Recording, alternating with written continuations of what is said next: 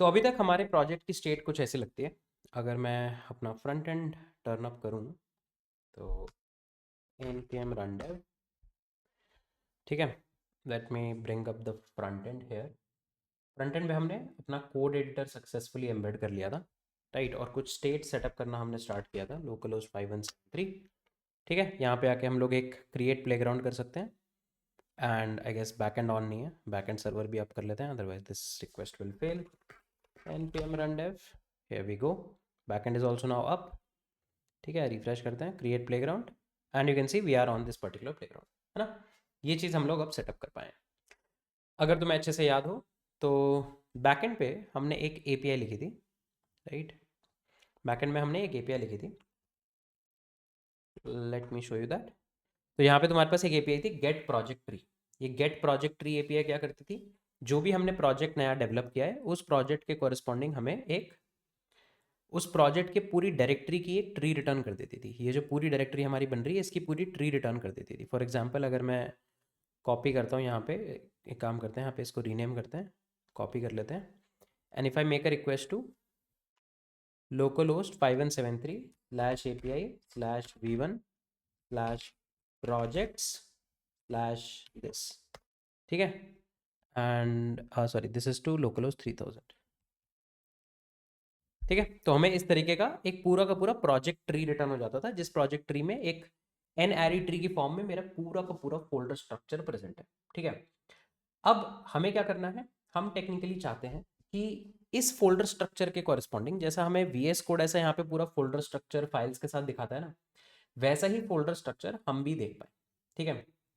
और ये काफ़ी इंपॉर्टेंट बन जाता है, और ये काफ़ी बार तुमसे as an interview, front end interview में तुमसे ये क्वेश्चन पूछा भी जा सकता है कि अगर तुम्हें इस तरीके का फोल्डर स्ट्रक्चर बनाना है तो तुम कैसे बनाओगे। टू बी वेरी ऑनेस्ट, इसमें बहुत ज़्यादा कुछ मुश्किल नहीं होता है।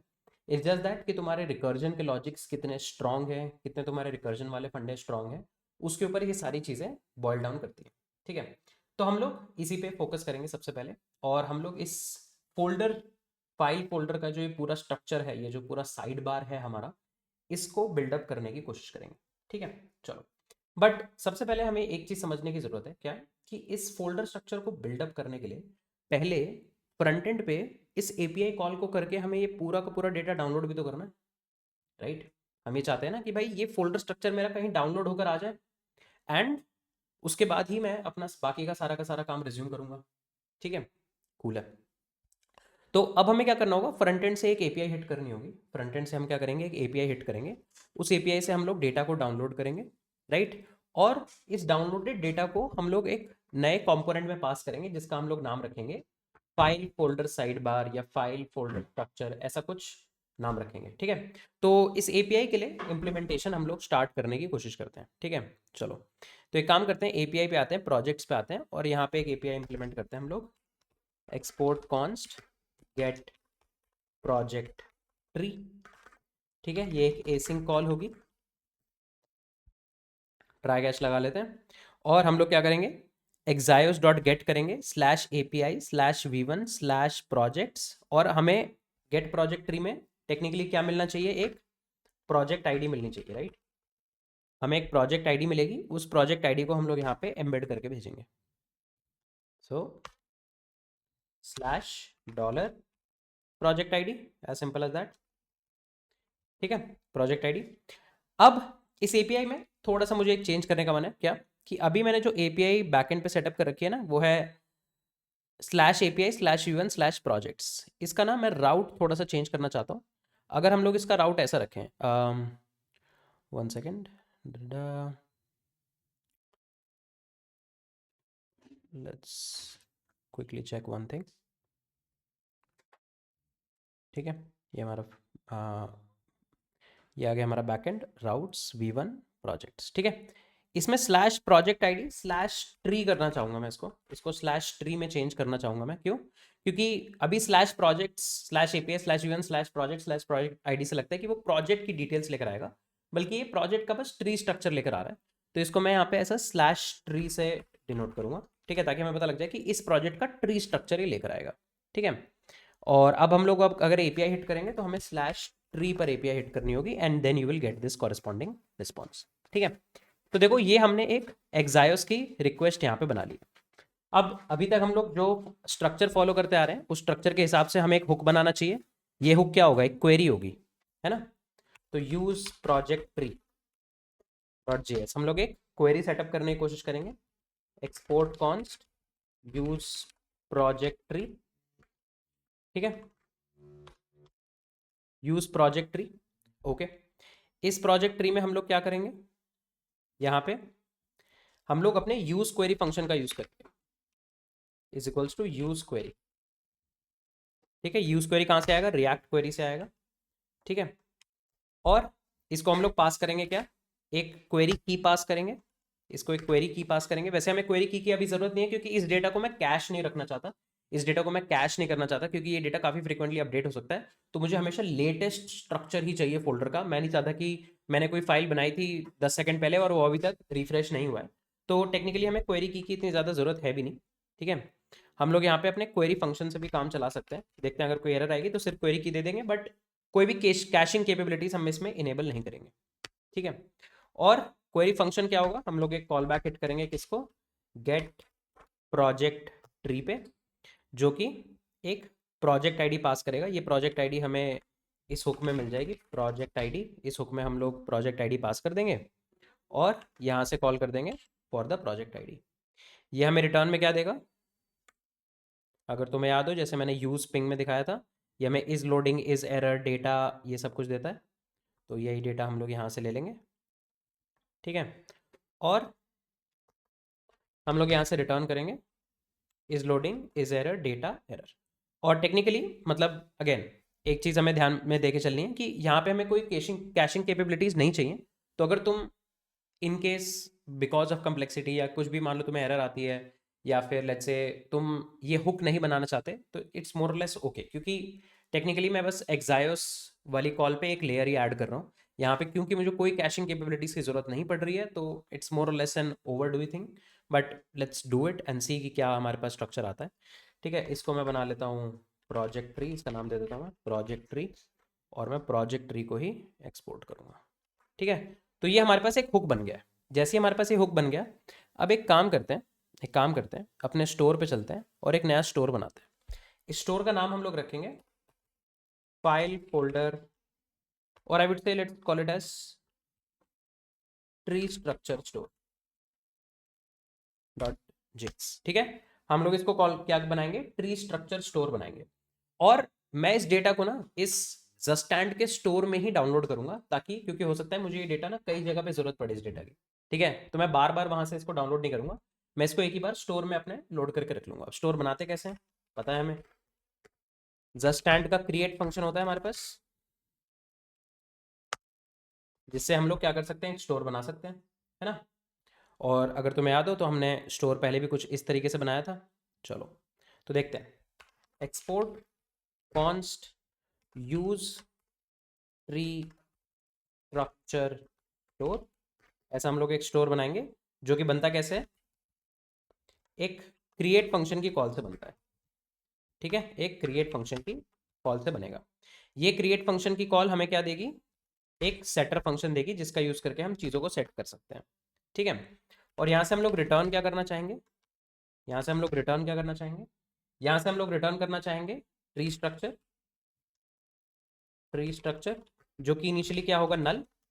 और एक और फंक्शन रिटर्न करेंगे set tree structure, set tree structure, ठीक है। अब ये सेट ट्री स्ट्रक्चर कैसे चलेगा, इसी के ऊपर हमें ध्यान देने की जरूरत है। स्ट्रक्चर, ठीक है। अभी के लिए मैं इसमें भी एक एम्प्टी ऐसे फंक्शन ऐसे पास कर रहा हूँ, ठीक है, कूल है। अब ये सेट ट्री स्ट्रक्चर कैसे चलेगा, let's try to figure that out, ठीक है। तो मान लो अगर मैं यहाँ पे अपना हुक यूज करने की कोशिश करता हूँ, const is loading, is error and tree structure and error, ठीक है। ये हमारा हुक था। और क्या है हुक का नाम, use tree, sorry use, let's see क्या नाम था हमारा, use project tree, okay, use project tree, ठीक है। ये देखो ये हमने यहाँ पे यूज प्रोजेक्ट ट्री कॉल किया। अब ये यूज प्रोजेक्ट ट्री फंक्शन तो एक आईडी लेता है, राइट? अगर तुम्हें याद हो तो यहाँ पे यूज प्रोजेक्ट ट्री फंक्शन तो क्या करता है, एक प्रोजेक्ट आईडी लेता है और तब जाके यहाँ पे क्वेरी फंक्शन कॉल करता है। Can I say that? तो अब यहाँ पे हमारे पास हमारे पाथ पैरम्स में ना एक आईडी होगी, जहां से भी हमें ये स्ट्रक्चर चाहिए होगा ना, हम लोग इस यूज ट्री स्ट्रक्चर का जो ये जो स्टोर हम लोग बना रहे हैं, इस यूज ट्री स्ट्रक्चर के स्टोर में हम लोग क्या कर सकते हैं, अपने आईडी को पास कर सकते हैं, राइट? अपने आईडी को पास कर सकते हैं। और ये आईडी हम लोग कहाँ से लेकर आएंगे, हम लोग इस आईडी को यूज पैरम्स में से लेकर आ जाएंगे, राइट? हम लोग इस आईडी को यूज पैरम्स में से लेकर आ जाएंगे, ठीक है? अब इंटरेस्टिंग बात क्या है, इंटरेस्टिंग बात क्या है कि अब ये जो यूज प्रोजेक्ट ट्री का ये जो हुक है, ये अब डायरेक्टली यहां से ऐसे कॉल करना इजी नहीं रहेगा। क्यों? क्योंकि अब हमने ये हुक बनाया है, इस हुक को तुम किसी फंक्शन के अंदर नहीं डाल सकते। तुम एक हुक को किसी हुक में डाल सकते हो या कंपोनेंट में डाल सकते हो, सही बात है ना? हम लोग एक हुक को या तो एक हुक में डाल सकते हैं या किसी कंपोनेंट में डाल सकते हैं। हम क्या चाहते हैं कि भाई इस सेट ट्री स्ट्रक्चर में हमें कोई यहाँ पे क्या देगा, एक प्रोजेक्ट आईडी देगा। ये प्रोजेक्ट आईडी फेच कहाँ से होगी, हमारे यूआरएल पैरम्स में से फेच होगी। और हम लोग यहाँ पे टेक्निकली ये फंक्शन कॉल हम लोग कहाँ करना चाहते हैं, ये फंक्शन कॉल हम लोग टेक्निकली यहाँ करना चाहते हैं। लेकिन देखो, क्या ये रेकमेंडेड है? नहीं, क्योंकि तुम एक हुक को कॉल कर रहे हो एक दूसरे फंक्शन के अंदर। तुम हुक को या तो हुक में कॉल कर सकते हो या फिर तुम हुक को एक कंपोनेंट में कॉल कर सकते हो, राइट? तो अब क्या सॉल्यूशन है हमारे पास, हमने यहाँ पे ये यूज प्रोजेक्ट ट्री का हुक तो बना लिया, लेकिन अब ये ज्यादा कुछ काम में आ नहीं रहा हमारे, right? It's not helping us much all together, ठीक है? तो अब हम लोग यहाँ पे क्या कर सकते हैं, तो देखो, दो एक तरह के तुम्हारे पास ऑल्टरनेटिव्स हैं। पहला, रिएक्ट क्वेरी तुम्हें एक क्वेरी क्लाइंट ऑब्जेक्ट देता है, query client in React query. ये क्वेरी क्लाइंट ऑब्जेक्ट से तुम बिना हुक बनाए, बिना यूज क्वेरी या यूज म्यूटेशन करे, इस क्वेरी क्लाइंट ऑब्जेक्ट का यूज करके भी तुम क्वेरीज को गेट वगैरह कर सकते हो। देखो, फेच क्वेरी, गेट क्वेरी, ये देख रहे हो ना? तो क्वेरी क्लाइंट का यूज करके अगर तुम ये फेच क्वेरी फंक्शन कॉल करते हो, देखो जैसे ये फेच क्वेरी फंक्शन है, तो ये फेच क्वेरी फंक्शन से तुम ऐसे डेटा को लेकर आ सकते हो। तुम देखो, ये काइंड ऑफ लाइक वेरी वैसा ही सिमिलर सा सिंटैक्स है ना। तुम एक क्वेरी की दे रहे हो और क्वेरी फंक्शन दे रहे हो, कैन आई से दैट? बस हाँ, तुमने अब उसको हुक के फॉर्म में नहीं बनाया, तुमने डायरेक्टली, या फिर मैं कहूँ यूज क्वेरी का यूज नहीं किया, तुमने query client dot fetch query का एक फंक्शन कॉल किया है, जो कि सेम टू सेम वही काम करेगा। ये सेम टू सेम वही काम करेगा जो यूज क्वेरी कर रहा था, लेकिन अब हुक के फॉर्म में नहीं करेगा, ये एक नॉर्मल फंक्शन के फॉर्म में करेगा। हुक भी वैसे फंक्शन ही होते हैं, बट तुम्हारे जो भी लिंटिंग टूल्स होंगे वो तुम्हें उस चीज के लिए एरर देंगे, क्योंकि it's generally recommended as an anti pattern कि तुम हुक को किसी कंपोनेंट या किसी हुक के बाहर यूज कर रहे हो। तो this is kind of like one straightforward way जिससे हम लोग जा सकते हैं। ये एक बहुत ही स्ट्रेट फॉरवर्ड वे होगा जिससे तुम टेक्निकली ये चीज अचीव कर सकते हो। एक तो ये तरीका है।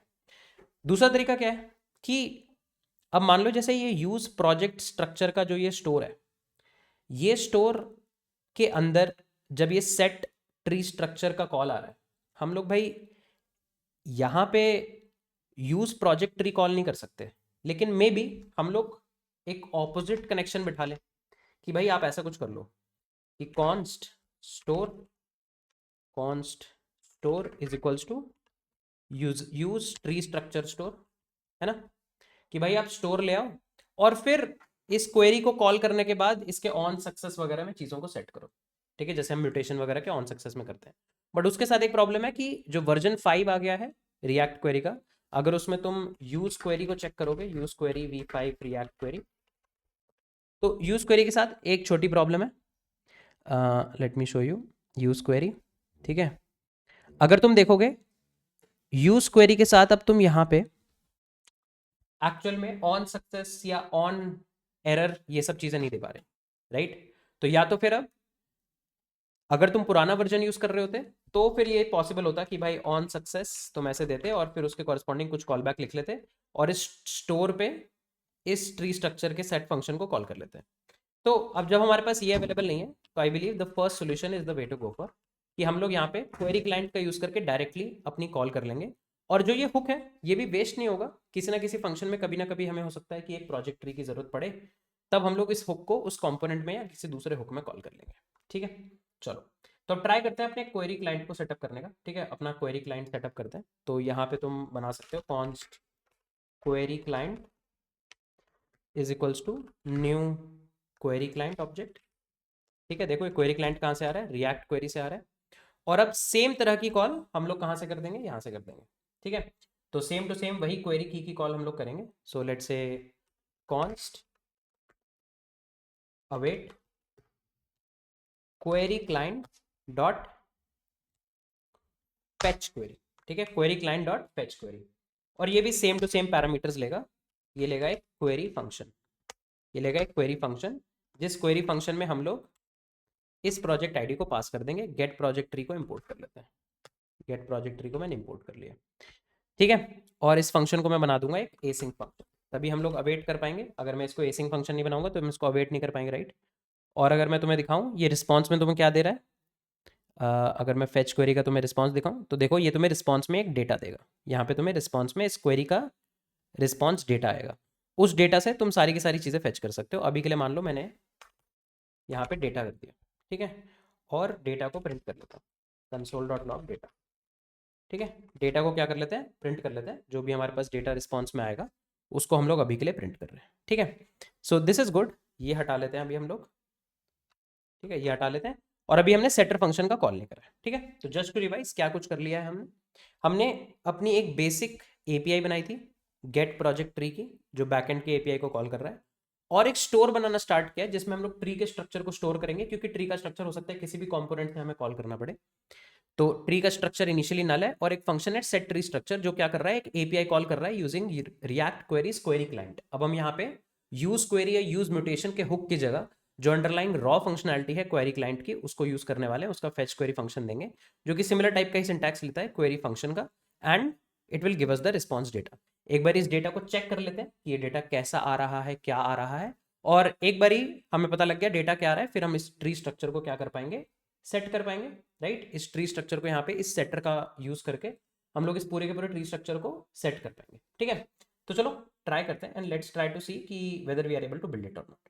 तो अब हमें क्या चाहिए, अब ऐसा ही ट्री स्ट्रक्चर का कंपोनेंट भी तो चाहिए। हमें चाहिए अब एक ट्री स्ट्रक्चर का कंपोनेंट जहाँ पे हम लोग इस स्टेट को लोड कर पाए। तो चलो एक कंपोनेंट बनाते हैं।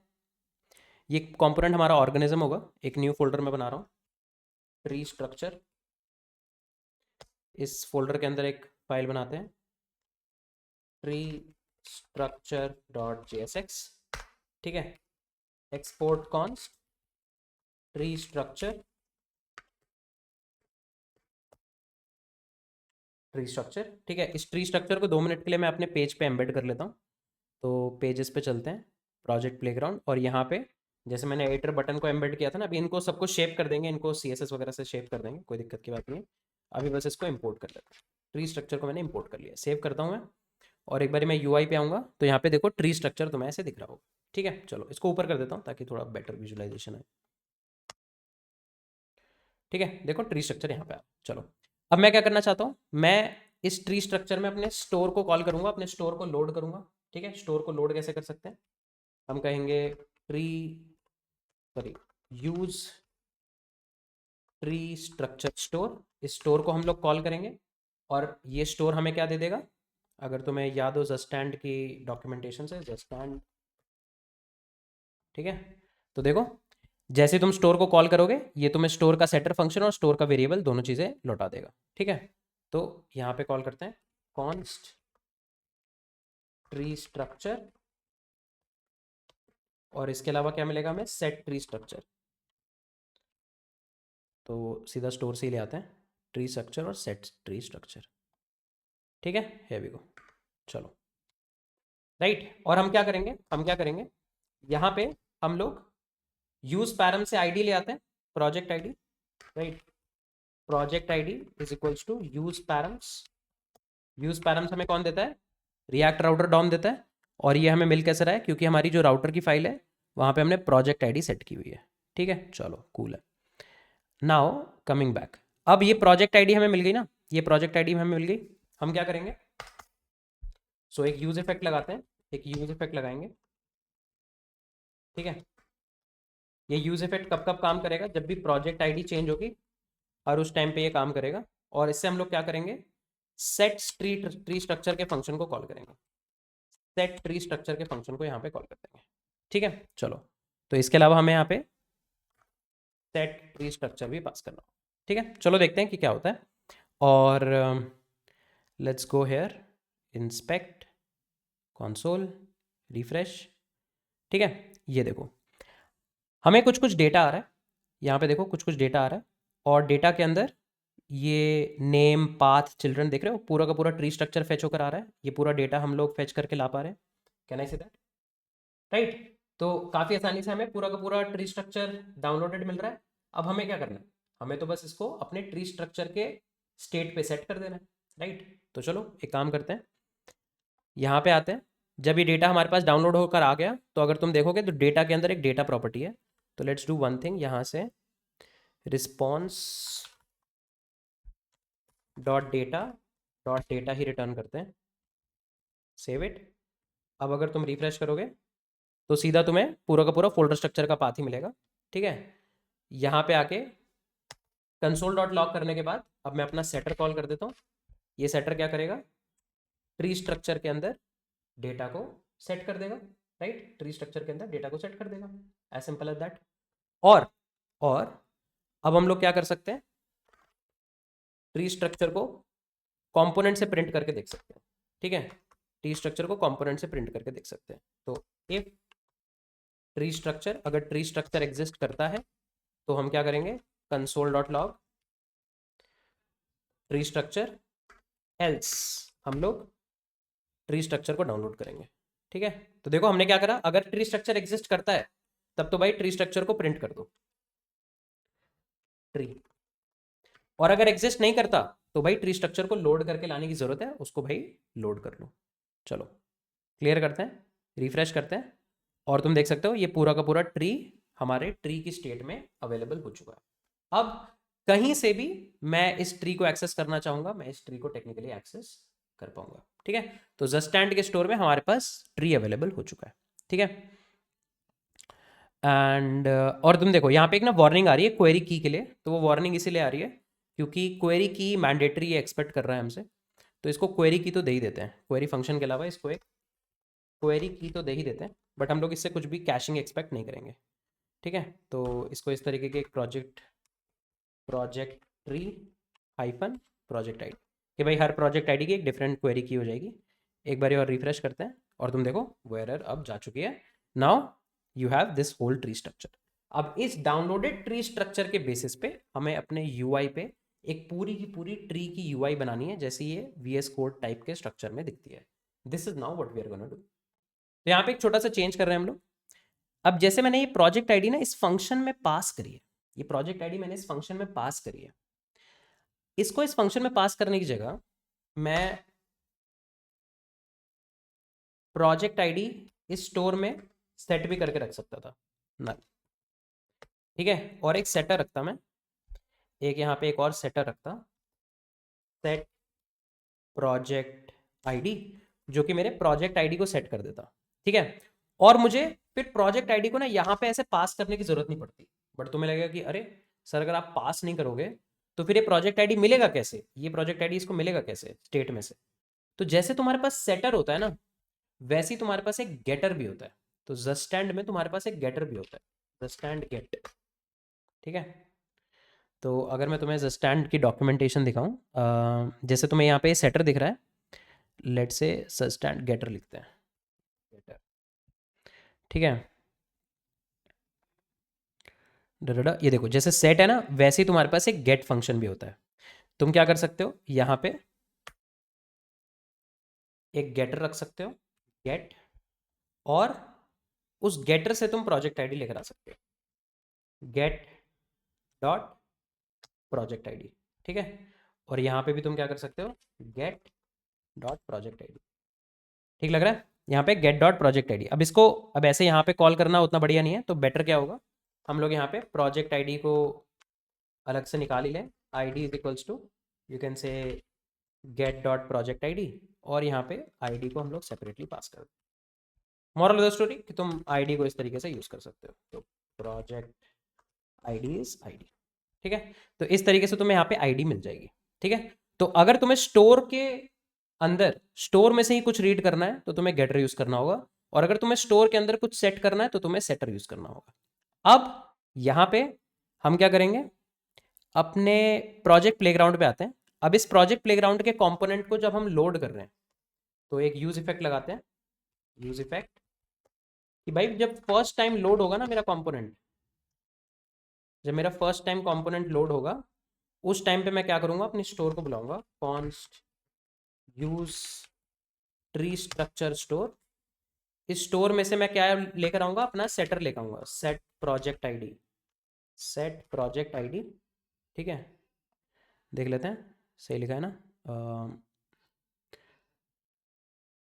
One second, where is the store, नीचे गया क्या, या सी, सेट प्रोजेक्ट आईडी लेकर आते हैं और प्रोजेक्ट आईडी लेकर आते हैं। ठीक है, दोनों चीज़ें ले आते हैं, सेट प्रोजेक्ट आईडी आ गई और इसके साथ साथ प्रोजेक्ट आईडी आ जाएगी। और हम लोग क्या करेंगे, सेट प्रोजेक्ट आईडी कॉल कर देंगे इस पे, ये जो प्रोजेक्ट आईडी है इसको रीनेम कर लेते हैं, इसको कहते हैं प्रोजेक्ट आईडी फ्रॉम यूआरएल। ठीक है, इसको रीनेम कर लिया मैंने और इसको मैं यहाँ पे सेट कर दूंगा, अदरवाइज नेमिंग कंस्ट्रेंट होगा हमारे पास। और यहाँ पे भी प्रोजेक्ट आईडी फ्रॉम यूआरएल कर देते हैं। एंड अब जो ये ट्री स्ट्रक्चर है, अब देखो यहाँ पे अगर तुम इस ट्री स्ट्रक्चर में जाओगे तो ट्री स्ट्रक्चर के अंदर तुम ये पैरम से निकाल रहे थे ना, अब तुम्हें ये निकालने की ज़रूरत नहीं है, ये तुम्हें अब निकालने की ज़रूरत नहीं है, तुम बस सीधा इसे कॉल करोगे। अब तुम्हें प्रोजेक्ट आईडी की भी ऐसा ज़रूरत नहीं पड़ेगी। ठीक है, यूज़ पैरम्स भी हम लोग हटा देते हैं। मैं बस इस एडिटर कंपोनेंट को या ट्री स्ट्रक्चर कंपोनेंट को रेंडर ही तभी करूँगा जब मेरे पास प्रोजेक्ट आईडी आ जाएगी। जो मेरी ये प्रोजेक्ट आईडी है अगर ये एग्जिस्ट करेगी तभी मैं ट्री स्ट्रक्चर को रेंडर करूँगा। ठीक है, प्रोजेक्ट आईडी, वरना मैं ट्री स्ट्रक्चर को रेंडर नहीं करूँगा। चलो देखते हैं कि चल रहा है नहीं चल रहा। If it will require any more implementation will try to do it. ठीक है, रिफ्रेश कर लेते हैं और तुम देख सकते हो ट्री स्ट्रक्चर आ रहा है, ट्री स्ट्रक्चर लोड भी हो रहा है। And now we are just using our store. हम लोग कुछ भी कंपोनेंट लेवल पे पैरम्स में से लेकर नहीं आ रहे। अगर मैं एडिटर कंपोनेंट की बात करूं तो एडिटर कंपोनेंट में, सॉरी ट्री स्ट्रक्चर कंपोनेंट में, अब यहाँ पे कुछ भी हम पैरम्स में से लेकर नहीं आ रहे। अब सब कुछ स्टोर के अंदर अवेलेबल है, स्टोर से ही तुम जहां मर्जी लेकर जाना चाहो लेकर जा सकते हो। तुम चाहो तो वो यूज पैरम्स वाली टेक्निक भी यूज कर सकते हो कि जिस भी कंपोनेंट में तुम्हें आईडी चाहिए तुम्हें पैरम्स में से मिल ही रही है तुम रख सकते हो। वरना अगर तुम चाहते हो कि भाई जब भी मैंने प्लेग्राउंड को लोड किया मैं जहाँ से भी प्रोजेक्ट आईडी लेकर आ रहा हूँ उसको मैं स्टेट में रखूँ, तो you can actually do that. बस हमें इसके साथ सेट प्रोजेक्ट आईडी और प्रोजेक्ट आईडी फ्रॉम यूआरएल को भी सेटअप करना होगा ताकि कोई वार्निंग ना आए। And we are a good to go. अब हम लोग क्या कर सकते हैं, अब क्योंकि हमारे पास पूरा का पूरा ट्री का स्ट्रक्चर अवेलेबल है, इस ट्री स्ट्रक्चर को हम लोग प्रिंट करना या मैं कहूँ यूआई पे अच्छी तरीके से दिखाना स्टार्ट कर सकते हैं। अब यहाँ पे हमारे पास काफ़ी कुछ आ चुका है, अब हमें इस ट्री को बिल्ड करना स्टार्ट करना है। Now we would like to start building up this tree. ठीक है, अब इस ट्री को बिल्ड करने के लिए हम इस ट्री को बिल्ड कहाँ करने वाले हैं, ये जो ट्री स्ट्रक्चर का मेरा कंपोनेंट है ना इसके अंदर हम लोग इस ट्री को बिल्ड करेंगे। अब जो ये ट्री है इस ट्री का मैं एक अलग कंपोनेंट बनाऊंगा जिस कंपोनेंट को हम लोग कहाँ पे कॉल करेंगे, यहाँ पे कॉल करेंगे। ठीक है, इस ट्री स्ट्रक्चर के अंदर एक ट्री नोड टाइप का फंक्शन कॉल करेंगे, क्योंकि अगर तुमने कभी भी डेटा स्ट्रक्चर्स एंड एल्गोरिथम्स में ट्रीज के ऊपर काम कराओ तो तुम्हें एक चीज रियलाइज होती होगी कि हमेशा हम लोग ट्री के रूट से डील करते हैं और रिकर्सिवली अज्यूम करते हैं कि जो भी इंप्लीमेंटेशंस हैं वो रिकर्सिवली सारे के सारे रूट के अंदर जितने भी चिल्ड्रन हैं उनके सब चिल्ड्रन हैं, ग्रैंड चिल्ड्रन है, ग्रेट ग्रैंड चिल्ड्रन है, उन सबको पार्स करके चीज़ें लेकर आते रहेगा। राइट, तो हमारा भी वही फोकस रहेगा, हमारा भी वही फोकस रहेगा। हम लोग एक ट्री कंपोनेंट बनाएंगे। अब ट्री हमारा टेक्निकली क्या होगा, बहुत छोटा कंपोनेंट भी नहीं होगा, बहुत बड़ा कंपोनेंट भी नहीं होगा, तो मैं इसको एक मॉलिक्यूल बना रहा हूँ ट्री। ठीक है, ट्री के अंदर एक मॉलिक्यूल बनाएंगे ट्री डॉट जेएसएक्स। ठीक लग रहा है?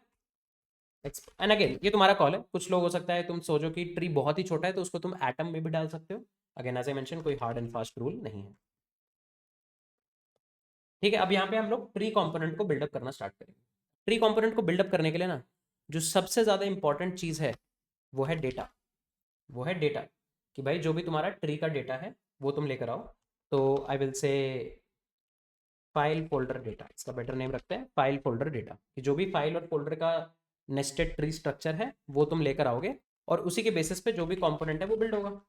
Right, this makes a lot of sense, है ना? उसके अलावा कुछ कुछ इवेंट्स वगैरह हमें सेटअप करने होंगे but we will do that on the go. चलो अब देखते हैं हमारा डेटा दिख कैसा रहा है। अगर तुम्हें याद हो डेटा दिखता कैसा है, इस डेटा के अंदर एक पाथ होता है, राइट? पाथ का नेम होता है। अब वो पाथ अगर फोल्डर है तो ये फोल्डर का नेम होगा, अगर वो पाथ फाइल है तो फाइल का नेम होगा। पता कैसे चलता है कि ये फोल्डर है या फाइल है? अगर चिल्ड्रन प्रॉपर्टी में डेटा पड़ा है तो मतलब फोल्डर है, लेकिन अगर चिल्ड्रन प्रॉपर्टी में डेटा नहीं पड़ा, जैसे फॉर एग्जांपल यहाँ देखो, यहाँ पे पाथ है, ओ माय बैड, यहाँ पे देखो पाथ है, पाथ का नेम है, लेकिन कोई चिल्ड्रन प्रॉपर्टी नहीं है, राइट? अगर चिल्ड्रन प्रॉपर्टी नहीं है इसका मतलब वो फाइल है, अगर चिल्ड्रन प्रॉपर्टी है तो इसका मतलब फोल्डर है। And that is what files and folders are, right? File एक इंडिविजुअल एंटिटी होती है जिसका कोई सब चिल्ड्रन नहीं होता। फोल्डर्स के अंदर बहुत सारी फाइल्स होती हैं, और फोल्डर्स के अंदर और भी फोल्डर्स हो सकते हैं। So you can say folder is a collection of files and folders, है ना? So folders are meant to have some children, files never have a children, right? तो ये चीज हमें ध्यान में देके चलनी है, ये चीज हमें ध्यान में देके चलनी है। चलो, तो हम लोग उसी के बेसिस पे चीज़ों को बिल्डअप करना स्टार्ट करेंगे। तो मैं एक डिव बनाता हूँ, ठीक है? यहाँ पे मैंने एक डिव बनाया, ओके। और लेट्स से डिव को मैं यहाँ पे कुछ स्टाइलिंग दे सकता हूँ, ठीक है? अभी के लिए मैं यहाँ पे ही सारी स्टाइल रख रहा हूँ, बट बाद में स्टाइल को हम लोग अलग CSS में ट्रांसफ़र कर लेंगे। बहुत ही सिंपल से स्टाइलिंग में दे रहा हूँ। लेट्स से पैडिंग दे देते हैं लेफ्ट से, पैडिंग लेफ्ट, ठीक है? इसको लेट्स से 15 पिक्सल्स की लेफ्ट पैडिंग दे दी, ठीक है? और टेक्स्ट का कलर दे दिया हमने लेट्स से वाइट, ठीक है? This is good. ये हमने एक डिव बनाया। अब इस डिव के अंदर हम लोग क्या करेंगे, सबसे पहले चेक करेंगे। क्या चेक करेंगे? अगर तुम देखो VS कोड में कुछ भी रेंडर होना होता है तो सबसे पहले क्या होता है? फोल्डर रेंडर होता है, राइट? देखो, तुम देखो, सबसे पहले सारे फोल्डर्स आते हैं, फिर सारी फाइल्स आती हैं, है ना? तो सबसे पहले फोल्डर के लिए चेक लगा लेते हैं ना। अब कैसे पता चलेगा कि फोल्डर है या नहीं है? हम कहेंगे जो भी मेरा नोड आया, जो भी मेरा नोड आया, क्या उसके अंदर चिल्ड्रन प्रॉपर्टी पड़ी है? अगर चिल्ड्रन प्रॉपर्टी पड़ी है, राइट, अगर मेरे पास चिल्ड्रन प्रॉपर्टी पड़ी है, इसका मतलब वो क्या है? वो फोल्डर है। अगर चिल्ड्रन प्रॉपर्टी नहीं पड़ी है इसका मतलब वो फाइल है। कैन आई से दैट? ठीक है, सिंपल सिंपल हिसाब है, राइट? अगर किसी भी नोड के पास एक चिल्ड्रन प्रॉपर्टी है, मतलब मेरी ट्री कैसी दिख रही है? अगर मैं ट्री की फॉर्म में बात करूं तो ऐसी होती है हमारी ट्री, सॉरी,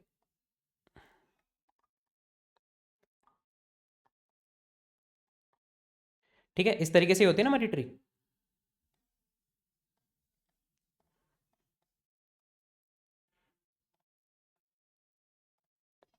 ठीक है, ओके। अब मान लो यहाँ पे इस वाले नोड के पास दो चिल्ड्रन है, इस वाले चिल्ड्रन के पास, इस वाले नोड के पास दो चिल्ड्रन है, और बाकी किसी के पास चिल्ड्रन नहीं है। इसका मतलब क्या है? ये तुम्हारी एक फाइल है, ये भी तुम्हारी एक फाइल है, लेकिन ये तुम्हारा एक फोल्डर है, ये भी तुम्हारी एक फाइल है, ठीक है, और ये भी तुम्हारी एक फाइल है। फिर मान लो अब ये जो दो नोड्स आए इसमें से इसका कोई चाइल्ड नहीं है, तो ये एक फाइल है, लेकिन इस वाले का एक चाइल्ड है, दूसरे वाले का एक और चाइल्ड है, तो इसका मतलब क्या हो गया? ये हो गया तुम्हारा फोल्डर, और ये हो गई तुम्हारी एक फाइल, है ना? इसी तरीके से हम लोग डिस्टिंग्विश करेंगे। और अब तुम देखो, ये बाइनरी ट्री तो है नहीं, ये है एनआरई ट्री। कोई भी फोल्डर स्ट्रक्चर होता है एक एनआरई ट्री, और एनआरई ट्री में जब भी चिल्ड्रन स्टोर करने होते हैं तो एनआरई ट्री में चिल्ड्रन हमेशा एरे की फॉर्म में स्टोर होते हैं, उसको हम लोग चिल्ड्रन एरे की फॉर्म में स्टोर करेंगे। तो यहाँ पे एक चिल्ड्रन एरे होगी जिसके अंदर ये 5 चाइल्ड हैं, तो इसका मतलब ये भी एक फोल्डर बन गया। Can I say that? ये भी एक फोल्डर बन गया, फोल्डर, राइट? उसके बाद यहाँ पे चिल्ड्रन एरे या तो एम्प्टी होगी या होगी ही नहीं, यहाँ पे भी चिल्ड्रन एरे या तो होगी नहीं या एम्प्टी होगी, यहाँ पे चिल्ड्रन एरे होगी जिसके अंदर दो वैल्यूज पड़ी होंगी, राइट, एंड सो ऑन। तो वही हम लोग कर रहे हैं, हम लोग यहाँ पे चेक कर रहे हैं कि भाई क्या हमारे पास चिल्ड्रन एरे है, क्योंकि जो हमें एपीआई से रिस्पॉन्स आ रहा है उसमें अगर चिल्ड्रन एरे है ही नहीं इसका मतलब वो फाइल है, वरना वो फोल्डर, ठीक है? तो अगर चिल्ड्रन एरे है ही नहीं तो हम लोग फोल्डर रिप्रेजेंट करना चाहते हैं। फोल्डर को हम लोग कैसे रिप्रेजेंट कर सकते हैं? फोल्डर के लिए हम लोग एक बटन बनाएंगे, क्योंकि तुम देखो फोल्डर के क्लिक के रिस्पॉन्स पे कुछ होना चाहिए, राइट? फोल्डर के क्लिक के रिस्पॉन्स पे ना ये और एक्सपैंड होगा, फोल्डर के क्लिक के रिस्पॉन्स पे ये काइंड ऑफ लाइक और एक्सपैंड होगा, एंड इसमें कुछ कुछ और एंटिटी एग्जिस्ट कर सकती है, राइट? तो अगर चिल्ड्रन है तो मैं अभी क्या बना रहा हूँ, मैं एक बटन बना रहा हूँ, ठीक है? मैं क्या बना रहा हूँ? एक बटन बना रहा हूँ, ठीक है? इस बटन की वैल्यू क्या होगी? इस बटन की वैल्यू होगी name. Can I say that? Name होगी इसकी वैल्यू, तो file folder data dot name, क्योंकि अब जो भी फोल्डर का नाम है वो तुम्हारे नेम प्रॉपर्टी में एग्जिस्ट करता है। Can I say that? ये तुम्हारे नेम प्रॉपर्टी में एग्जिस्ट करता है। ठीक है, ओके। और इससे पहले हम लोग क्या कर सकते हैं, यहाँ पे अब जनरली तुम देखोगे तो फोल्डर्स के साथ क्या होता है, ऐसा एक आइकन लगा होता है। ये देखो, ऐसा एक आइकन लगा होता है। ये देखो, जब जब ओपन होगा तो इसमें ये आइकन एरो डाउन हो जाएगा, और जब ये क्लोज होगा तो ये आइकन क्या हो जाएगा, एरो अप हो जाएगा। Can I say that? इस तरीके से ऐसे तुम्हें आइकन्स दिखते होंगे, राइट? तो अब ये जो आइकन्स हैं तुम कहाँ से लेकर आ सकते हो, जैसे रिएक्ट आइकन से ले आए। तो अगर मैं रिएक्ट आइकन्स में देखूँ, रिएक्ट आइकन्स में अगर मैं जाऊँ और मान लो मैं इसमें एरो सर्च करूँ, तो देखते हैं कि कोई नियरेस्ट आइकन हमें मिल रहा है क्या, जो बिल्कुल ऐसा ही ये देखो, ये कुछ तो आइकन हमें मिल रहा है ना, ऐसा ही आइकन हमें चाहिए। ये दोनों आइकन से हमारा काम चल जाएगा, ये वाला आइकन और ये वाला आइकन, इन दोनों आइकन से हमारा काम चल जाना चाहिए, विच इज़ मोर और लेस प्रीटी गुड, है ना? तो चलो ट्राई करते हैं, देखते हैं। हमने रिएक्ट आइकन्स इंस्टॉल किए थे, तो हमने रिएक्ट आइकन्स ऑलरेडी इंस्टॉल किए हैं। तो रिएक्ट आइकन्स में अगर मुझे ये वाला आइकन यूज़ करना है तो इस आइकन का नाम क्या है, iOS एरो डाउन और iOS एरो फॉरवर्ड, इसको ले आते हैं। तो चलो कॉपी कर लेते हैं इस इंपोर्ट स्टेटमेंट को। ठीक है, इंपोर्ट स्टेटमेंट हमने कॉपी कर ली और ये कंपोनेंट हम ले आए, copy paste.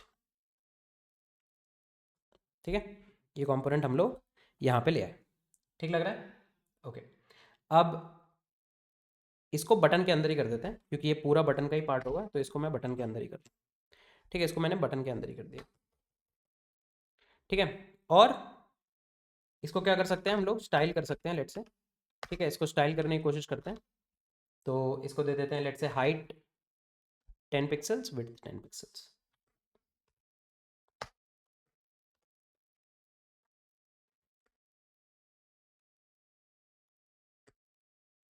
Ten pixels, save it, here you go. ठीक है, एक बेसिक सा यहाँ पे बटन बन के आना चाहिए हमारे पास। ठीक है, और हम लोग क्या कर सकते हैं, इनके बीच में ऐसे एक स्पेस भी दे सकते हैं। ठीक है, या अभी के लिए इसको ऐसे छोड़ते हैं और दूसरा पार्ट बनाते हैं, दूसरा पार्ट बनाते हैं जो कि क्या होगा, हमारी फाइल का होगा। क्योंकि अब मान लो अगर चिल्ड्रन नहीं है, अगर चिल्ड्रन नहीं है इसका मतलब क्या है, वो फाइल है।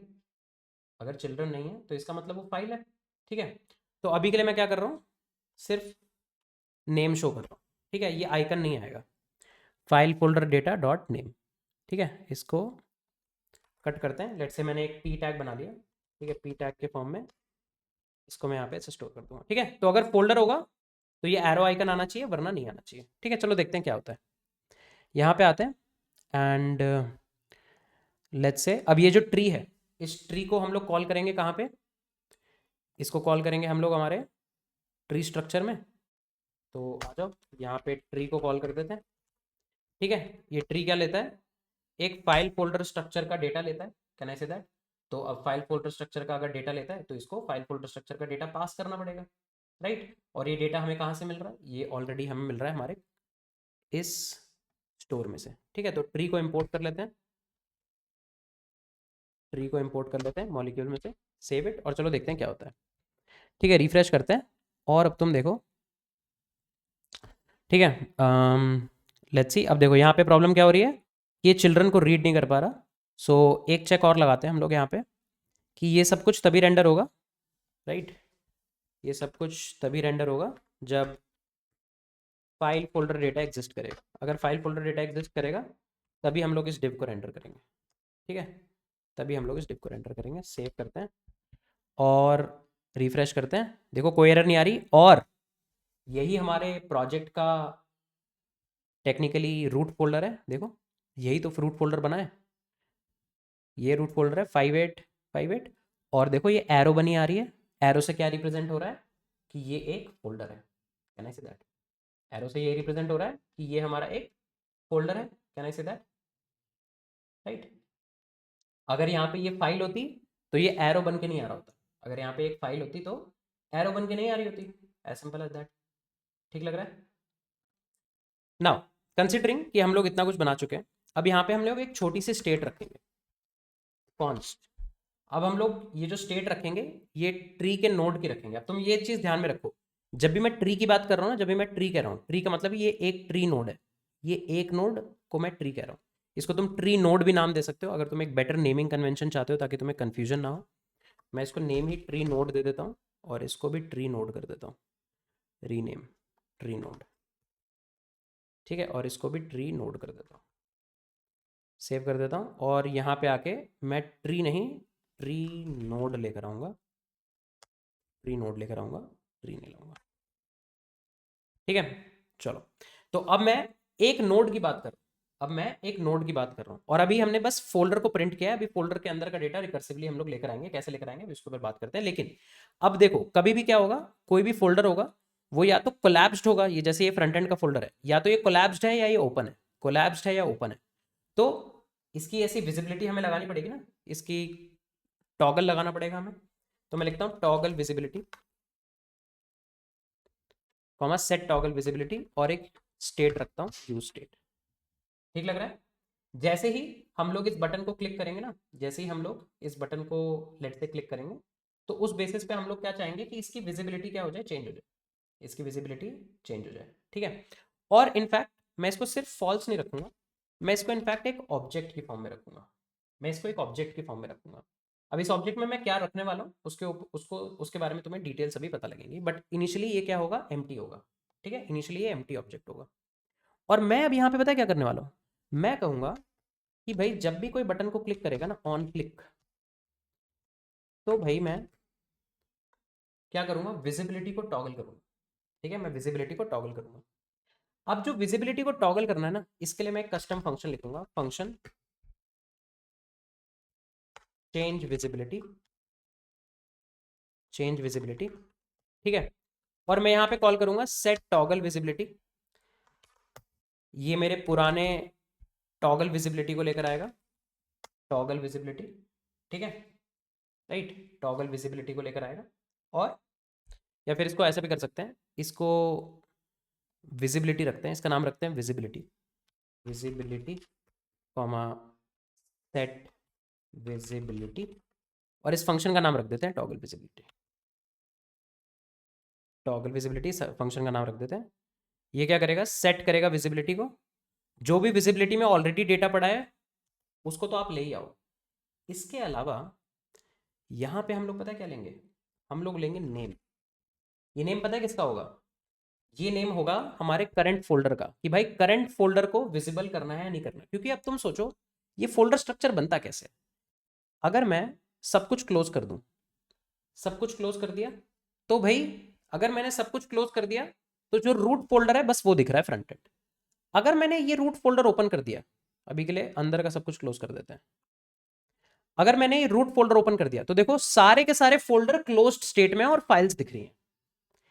लेकिन अब ऐसा हो सकता है ना भाई, मैंने एक और फोल्डर ओपन कर दिया, तो कौन कौन से फोल्डर ओपन है इसका हमारे पास डेटा होना चाहिए ना, कि भाई इसके अंदर ये जो सोर्स फोल्डर है वो भी ओपन, इस सोर्स के अंदर जो कॉन्फिग फोल्डर है वो भी ओपन है, बाकी सारे क्लोज्ड है। Can I say that? तो कौन कौन से फोल्डर मेरे नोड के अंदर ओपन है और कौन कौन से फोल्डर मेरे नोड के अंदर क्लोज्ड है, मुझे पता होना चाहिए। अब हर फोल्डर का क्या होता है, एक यूनिक नेम होता है। Can I say that? देखो इस फोल्डर का नेम है सैंडबॉक्स, इस फोल्डर का नेम है सॉरी, इस फोल्डर का नेम है पब्लिक, इस फोल्डर का नेम है सोर्स। तो हर फोल्डर का एक नेम होता है। तो मैं क्या करूंगा, मैं वो नेम लूंगा और मैं यहां पे आके उस नेम को बनाऊंगा की, और उसकी विजिबिलिटी को क्या कर दूंगा, टॉप। ठीक है, तो मैं क्या कहूंगा, मैं कहूंगा नेम। ठीक है, मैं उस नेम को लेकर आऊंगा और उसकी विजिबिलिटी टॉगल कर दूंगा, तो not of visibility of that same name. ठीक है, visibility of that same name. ठीक लग रहा है? और इसको हम लोग डायरेक्टली लेट से अभी के लिए ऐसे नेम में पास करते हैं। ठीक है, तो चलो ओके सॉरी, इसको एरे में ही पास करना होगा, क्योंकि अब देखो यहाँ पे मुझे एरे में क्यों पास करना पड़ रहा है, क्योंकि मैं चाहता हूं यहाँ पे कौन सी की सेलेक्ट हो जो मेरे पास पैरामीटर में आ रही है। अगर तुमने इसको एरे में नहीं दिया, अगर तुमने इसको एरे में नहीं दिया, तो ये नेम नाम की नई की बना देगा और उसके कॉरेस्पॉन्डिंग कुछ कुछ स्टोर करने की कोशिश करेगा, बट हम लोग ये नहीं चाहते। मान लो तुमने पैरामीटर में दिया सोर्स, तो तुम अपने विजिबिलिटी के इस ऑब्जेक्ट में स्टोर करना चाहते हो कि भाई स्टोर ओपन है या नहीं है। अगर वो ऑलरेडी ओपन था तो उसको क्लोज कर दो, वरना उसको ओपन कर दो। और अगर मान लो इनिशियली इसमें किसी का भी डेटा नहीं है, तो मतलब सब कुछ क्लोज ही तो है। अगर किसी का भी डेटा नहीं है तो सब कुछ क्लोज्ड है। लेकिन जैसे ही किसी का डेटा आया तो जैसे तुमने एक्सेस करा, विजिबिलिटी ऑफ सोर्स, अच्छा सोर्स तो प्रेजेंट ही नहीं था, तो सोर्स क्या दे देगा, अनडिफाइंड। नॉट ऑफ अनडिफाइंड क्या हो जाएगा, ट्रू, क्योंकि अनडिफाइंड की फॉल्सी वैल्यू क्या होती है, undefined is a falsies value, तो उसकी बूलियन वैल्यू क्या बनती है, फॉल्स। नॉट ऑफ अनडिफाइंड क्या हो जाएगा, ट्रू, और सोर्स के कॉरस्पॉन्डिंग ट्रू लिखा आ जाएगा। लेकिन वहीं लेट से पैकेज डॉट जेसॉन के कॉरस्पॉन्डिंग, यहाँ पे जैसे तुम्हारा पैकेज डॉट जेसॉन है, पैकेज डॉट जेसॉन या नोड मॉड्यूल्स के कॉरस्पॉन्डिंग या पब्लिक फोल्डर के कॉरस्पॉन्डिंग फॉल्स लिखा हुआ, तो वो एक्सपैंडेड नहीं होंगे। तो अब जो भी मेरे फोल्डर्स हैं उनमें से कौन कौन से फोल्डर्स ओपन है, कौन कौन से फोल्डर्स क्लोज्ड हैं, इसका डेटा मैं यहाँ पे इस स्टेट में रख रहा हूँ। ठीक है, चलो अब ऑन क्लिक पे मैं क्या करूंगा, मैं कहूंगा टॉगल विजिबिलिटी, मैं कहूंगा टॉगल विजिबिलिटी, और जो भी मेरा करंट फोल्डर है उसकी विजिबिलिटी में टॉगल करना चाहूँ। ठीक है, तो ये मेरा एक ऑन क्लिक का फंक्शन आ गया। ठीक है, इसके अलावा मैं इसको थोड़ी स्टाइलिंग दे देता हूँ। ठीक है, स्टाइलिंग दे देते हैं, तो लेट्स से पहले तो बॉर्डर कर देते हैं नन, बटन का बॉर्डर कर देते हैं नन, कर्सर कर देते हैं पॉइंटर, कर्सर कर देते हैं पॉइंटर। ठीक है, और आउटलाइन कर देते हैं नन, वरना एक ब्लू आउटलाइन आने लग जाएगी इस पर, सॉरी आउटलाइन कर देते हैं नन। ठीक है, कर्सर बॉर्डर कर्सर पॉइंटर कर दिया, आउटलाइन नन कर दिया हमने, और बॉर्डर भी नन कर दिया हमने। अब टेक्स्ट का कलर हम लोग कर देते हैं इस पर वाइट, कि जो भी फोल्डर का नाम लिखाएगा वो वाइट कलर से लिखाएगा।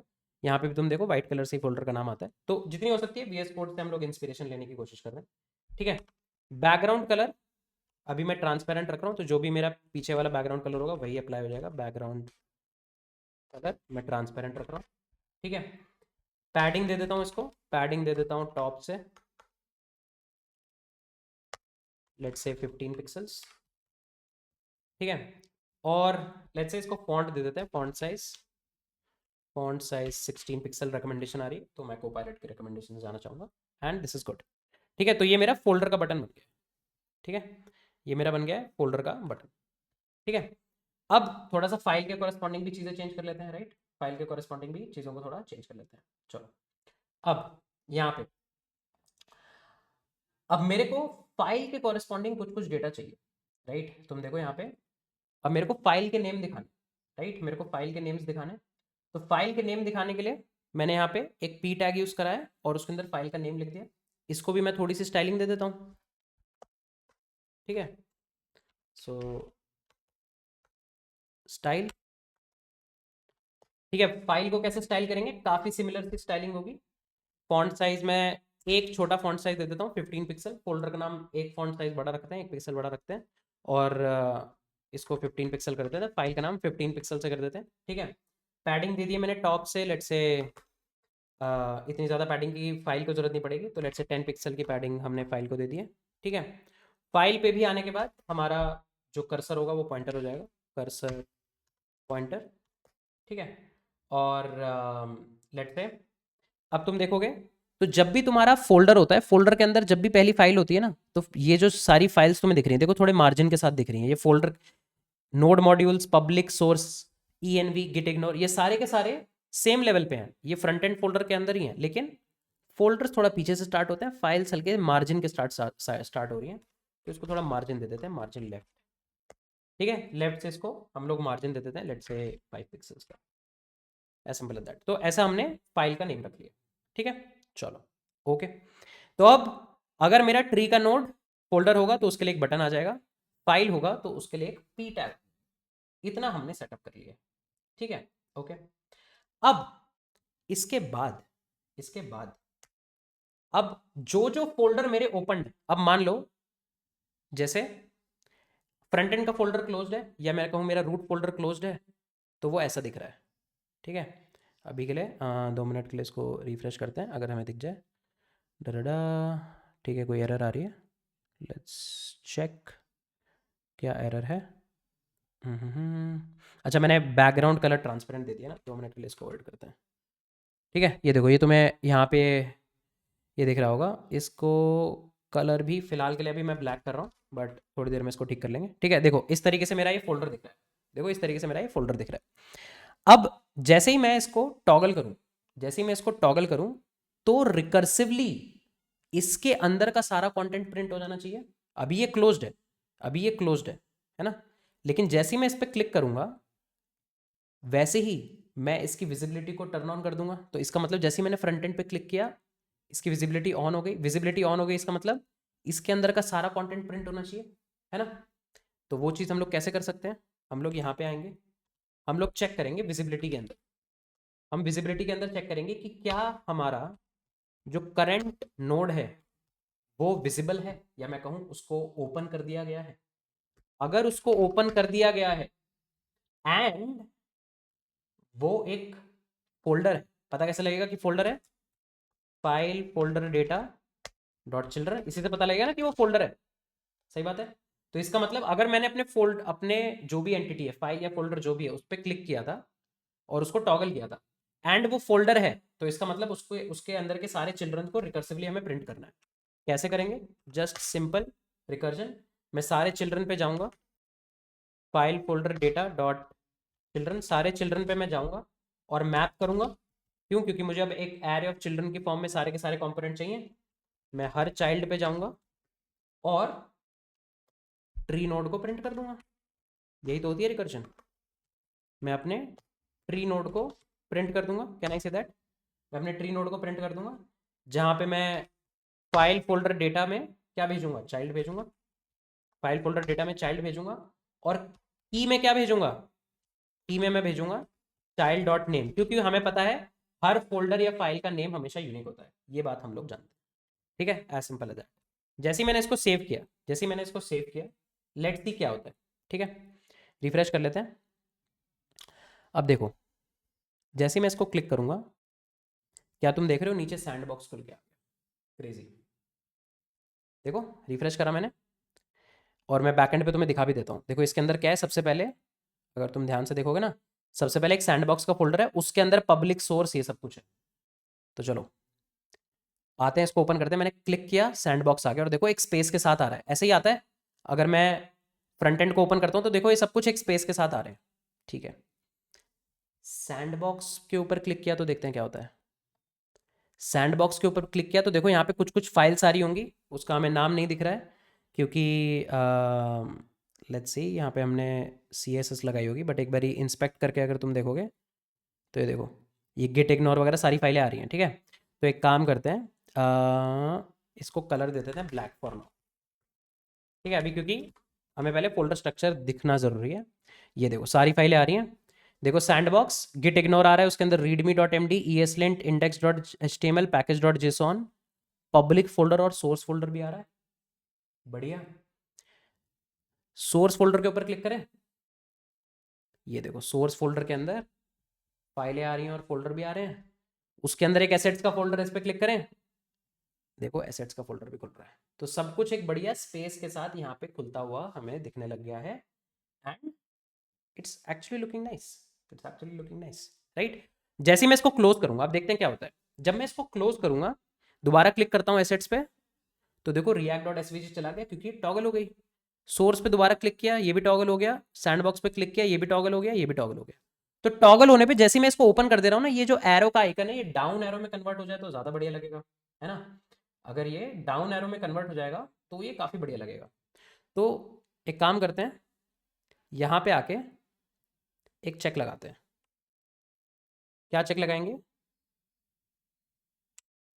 कि भाई अगर मेरा फोल्डर ओपन है, राइट, अगर मेरा फोल्डर ओपन है तो फॉरवर्ड की जगह, एरो फॉरवर्ड की जगह एरो डाउन दिखाओ, वरना एरो फॉरवर्ड दिखाओ। चलो देखते हैं। अब देखो मेरा फोल्डर क्लोज्ड है तो एरो फॉरवर्ड आ रही है। जैसे ही मैंने ओपन किया, ये देखो डाउन हो गई, ये देखो डाउन हो गई। अब और भी बढ़िया लग रहा है ये, अब देखो ये और भी ज़्यादा बढ़िया लग रहा है। क्लोज किया, क्लोज किया, क्लोज किया, क्लोज किया, क्लोज किया, and this is going great. ठीक लग रहा है। तो देखो इस तरीके से तुम अपना फोल्डर स्ट्रक्चर बना सकते हो। और अगर तुमने कभी भी एक ट्री DSA में कोड करी है, तुमने ट्रीज के बारे में पता है, या तुम्हें बेसिक रिकर्जन आती है, like basic recursion is tree is basic recursion, तो अगर तुम्हें बेसिक रिकर्जन आती है then this is all that we have done. दोबारा मैं इसको एक बार रिवाइज करवा देता हूँ, but I believe all of this is actually making sense. तो एक बार रिवाइज कर लेते हैं, ठीक है। अब सिनेरियो क्या है, हमारे पास इस तरीके का डेटा अवेलेबल है, इस तरीके का डेटा अवेलेबल है। इस डेटा में हमारे पास दो ही इंपॉर्टेंट चीज़ें हैं फिलहाल के लिए, जब तक हम लोग UI पर्सपेक्टिव से बात कर रहे हैं, जब तक अभी हमने कोडिंग वगैरह इस पर स्टार्ट नहीं करी, मतलब यूज़र अभी कोड नहीं कर पा रहा है, तब तक हमारे लिए इंपॉर्टेंट है ये नेम, और हमारे लिए इंपॉर्टेंट है चिल्ड्रन। किसी भी नोड के पास अगर चिल्ड्रन नहीं है मतलब वो फाइल है, और अगर किसी के भी पास चिल्ड्रन है तो इसका मतलब वो फोल्डर है। Simple segregation. ठीक है, तो मैं क्या कहता हूं, मैं कहता हूं ये मेरा ट्री स्ट्रक्चर का कंपोनेंट है ना, मैं इस ट्री स्ट्रक्चर के कंपोनेंट को इसका रूट नोड दे दूंगा। रूट नोड क्या है, जो मैंने ये डाउनलोड किया ये मेरा रूट नोड है। ये जो डेटा ऑब्जेक्ट है, ये जो ऑब्जेक्ट है, ये मेरा रूट नोड है। मैं अपना रूट नोड पास करूंगा और मैं अज्यूम करूंगा कि भाई ये रिकर्सिवली सारा का सारा काम करके ले आएगा। कैसे करके ले आएगा, चलो उसके ऊपर बात करते हैं। तो हम लोग इधर आ गए, हमने कहा कि भाई सबसे पहले तो देख लो डेटा नल तो नहीं है, कभी डेटा लोड ही ना हुआ हो अभी तक। अगर डेटा लोड हुआ है तो एक डिव बनाई मैंने, डिव के अंदर मैंने ना यहाँ पे एक चेक लगाया, ये एक मैंने टर्नरी ऑपरेटर लगाया। क्या लगाया, मैंने कहा कि क्या ये एक फोल्डर है। तो यहाँ पे इस चेक का मतलब लिखता हूँ मैं, is the current is, or let's call it like this, if the current node is a folder, क्या मेरा करंट नोड फोल्डर है? अगर है तो भाई आपको ये बटन रेंडर करना है। कैन आई से दैट? ठीक है, if yes, if the current node is a folder, render it as a button. ठीक है, otherwise, otherwise if the current node is not a folder, render it as a p tag। ठीक है, कि भाई अगर folder है तो button के फॉर्म में दिखाना, वरना पी टैग के फॉर्म में दिखाना। वेरी वेरी सिंपल, इतना छोटा सा सिंपल स्टेप हमने किया है। ठीक है, ओके। तो भाई यहाँ पे अगर तुम देखोगे तो सबसे पहले तो क्या है, फोल्डर ही है, सबसे पहले फोल्डर ही है। ये देखो, ये फोल्डर ही है ना। तो अगर फोल्डर ही है तो सबसे ऊपर तो फोल्डर ही दिखेगा। ये देखो सबसे ऊपर फोल्डर दिखेगा। अगर फाइल होती तो फाइल दिखती है ना। ठीक है, तो ये है हमारा, ये है हमारा सेल्फ वर्क। तो रिकर्जन में 3 कंपोनेंट होते हैं, पहला सेल्फ वर्क, दूसरा रिकर्सिव अजम्पशन, तीसरा बेस केस। अब टेक्निकली इस सेल्फ वर्क में ही बेस केस छुपा है। यहीं पे हमारा बेस केस टाइप का भी छुपा हुआ है कि भाई फाइल है तो उसके अंदर तो कोई एंटिटी होगी नहीं, तो हम फाइल को बस प्रिंट कर देंगे। और ये बेस केस के फॉर्म में काम कैसे करेगा, इस कॉल की वजह से। अब देखो, जैसे ही मैंने, या तो मेरा नोड फोल्डर था या फिर मेरा नोड फाइल था, दोनों में से कोई एक ही चीज थी ना, उसके बेसिस पे यहां पे एक चेक लगाया। अगर मेरा नोड फाइल होगा तब तो ये चेक कभी चलेगा ही नहीं। क्यों, देखो मैंने यहाँ पे चेक लगा रखा है ना, कि क्या मेरा करंट नोड फोल्डर है, तभी ये सब कुछ काम करेगा, वरना ये काम ही नहीं करेगा। तो अगर मेरे पास नोड में फाइल आई तो ये चेक कभी चलेगा ही नहीं, कोई फर्क नहीं पड़ता, विजिबिलिटी से कोई फर्क नहीं पड़ता। अगर फाइल आई तो कभी चेक चलेगा नहीं, अगर फोल्डर आया तभी चेक चलेगा। लेकिन उसके चलने के लिए एक और केस है कि भाई फोल्डर तो हो ही हो, साथ ही साथ वो फोल्डर विजिबल भी हो, मतलब उसको किसी ने टॉगल किया हो कि भाई इस फोल्डर का कंटेंट मैं देखना चाहता हूं। अगर किसी ने मुझे कहा है कि मुझे फोल्डर का कंटेंट देखना है और वो फोल्डर भी है, तो मैं उस फोल्डर के सारे चिल्ड्रन पे इटरेट करूंगा और हर चिल्ड्रन को एक ट्री नोड की फॉर्म में दोबारा से प्रिंट कर दूंगा। Can I say that? और हर ट्री नोड अपनी सेपरेट विजिबिलिटी की स्टेट मेंटेन करके चलती है। तो इसका मतलब जैसे ही मैंने इस पे क्लिक किया, इसकी विजिबिलिटी में क्या लिखा होगा, इसकी विजिबिलिटी स्टेट कैसी दिख रही होगी। चलो मैं तुम्हें यहाँ पे प्रिंट करके भी दिखाता हूँ। तो अगर मैं एक यूज इफेक्ट लगाऊं, यूज इफेक्ट लगाऊं, ठीक है, कि भाई जब भी लेट्स से विजिबिलिटी चेंज होती है, तो मैं करूँ console dot log visibility change, visibility save करते हैं, इंस्पेक्ट करते हैं, रिफ्रेश करते हैं। ठीक है, देखो अभी विजिबिलिटी में कुछ नहीं है। जैसे मैंने क्लिक किया, देखो विजिबिलिटी चेंज हो गई, इस फोल्डर के आगे ट्रू लिखा हुआ आ रहा है। Can I say that? कि भाई करंट फोल्डर के आगे ट्रू लिखा आ रहा है, तो इसका मतलब करंट फोल्डर का नोड इस कंडीशन को ट्रू कर देगा, प्लस वो फोल्डर भी है, तो उसके सारे के सारे चिल्ड्रन पे जाओ और उसकी नोड प्रिंट कर दो। तुम देखो इसका एक ही चिल्ड्रन है, इसका एक ही चाइल्ड है, सैंडबॉक्स। इस फोल्डर का, इस 587979 का एक ही चाइल्ड है, सैंडबॉक्स। तो देखो उसने सैंडबॉक्स को प्रिंट कर दिया। अब जब सैंडबॉक्स प्रिंट हुआ होगा तो दोबारा से एक नया ट्री नोड बना होगा, उसने चेक किया होगा भाई सैंडबॉक्स फोल्डर है या फाइल है, फोल्डर है, तो उसके लिए एक बटन रेंडर किया। ठीक है, और उसके लिए अभी ये कंडीशन क्या है, फॉल्स है, क्योंकि भाई किसी ने भी उसको टॉगल नहीं किया ना। अब जैसे ही मैं सैंडबॉक्स को टॉगल करूंगा, देखो सैंडबॉक्स ट्रू लिखा आ रहा है, कैन आई से दैट? और ये बाकी के पता है क्यों प्रिंट हो रहे हैं? क्योंकि अब बाकी के ट्री नोड भी प्रिंट हो गए ना, 7 ट्री नोड यहाँ पे प्रिंट हो गए, 7-8। तो अभी इनमें से किसी की भी विजिबिलिटी को ट्रिगर नहीं किया गया है, तो अभी ये सब कुछ एम्प्टी है। सिर्फ सैंडबॉक्स की विजिबिलिटी को ट्रिगर किया है, तो वो ट्रू है। तो सब अपना एक अलग स्टेट मेंटेन करके चल रहे हैं। अब जैसे ही मैंने लेट से सोर्स को क्लिक किया, तो देखो सोर्स के अंदर 1 2 3 4 5 थे, तो 1 2 3 4 5 आ गए और सोर्स की अपनी स्टेट चेंज हो गई। अब इससे फायदा क्या हो रहा है? अगर मैंने सैंडबॉक्स को क्लोज किया, देखो सैंडबॉक्स क्लोज हो गया। अब मैंने सैंडबॉक्स को ओपन किया, तो देखो सैंडबॉक्स ओपन हो गया। ठीक लग रहा है? और बेस केस कैसे चल रहा है? बेस केस कैसे चल रहा है? जब भी तुम खोलते हुए इसको ओपन करते हुए जा रहे हो, जब तुम किसी फाइल पे पहुंचते हो, जब तुम किसी फाइल पे पहुंचते हो, तो फाइल के लिए कभी ये केस चलेगा ही नहीं। अगर फाइल के लिए कभी ये केस चलेगा ही नहीं, तो आगे कोई और चिल्ड्रन रेंडर होंगे नहीं, क्योंकि चिल्ड्रन है भी नहीं। As simple as that. और यहीं पे हम इस चीज को अचीव कर पा रहे हैं कि एक रिकर्सिव फोल्डर स्ट्रक्चर हम प्रिपेयर कर पाए। As simple as that. चलो, तो इसको थोड़ी सी और स्टाइलिंग देते हैं। एक काम करते हैं, हम लोग अपने प्रोजेक्ट प्लेग्राउंड पे आते हैं। अभी हम लोग इसको डायरेक्टली ऐसे प्रिंट कर रहे थे ना, तो इसके लिए थोड़ी सी यहाँ पे इसको स्टाइलिंग वाइलिंग दे देते हैं। इस ट्री स्ट्रक्चर को मैं ऐसे डायरेक्टली प्रिंट नहीं करना चाहता, तो मैं यहाँ पे एक डिव बनाऊंगा।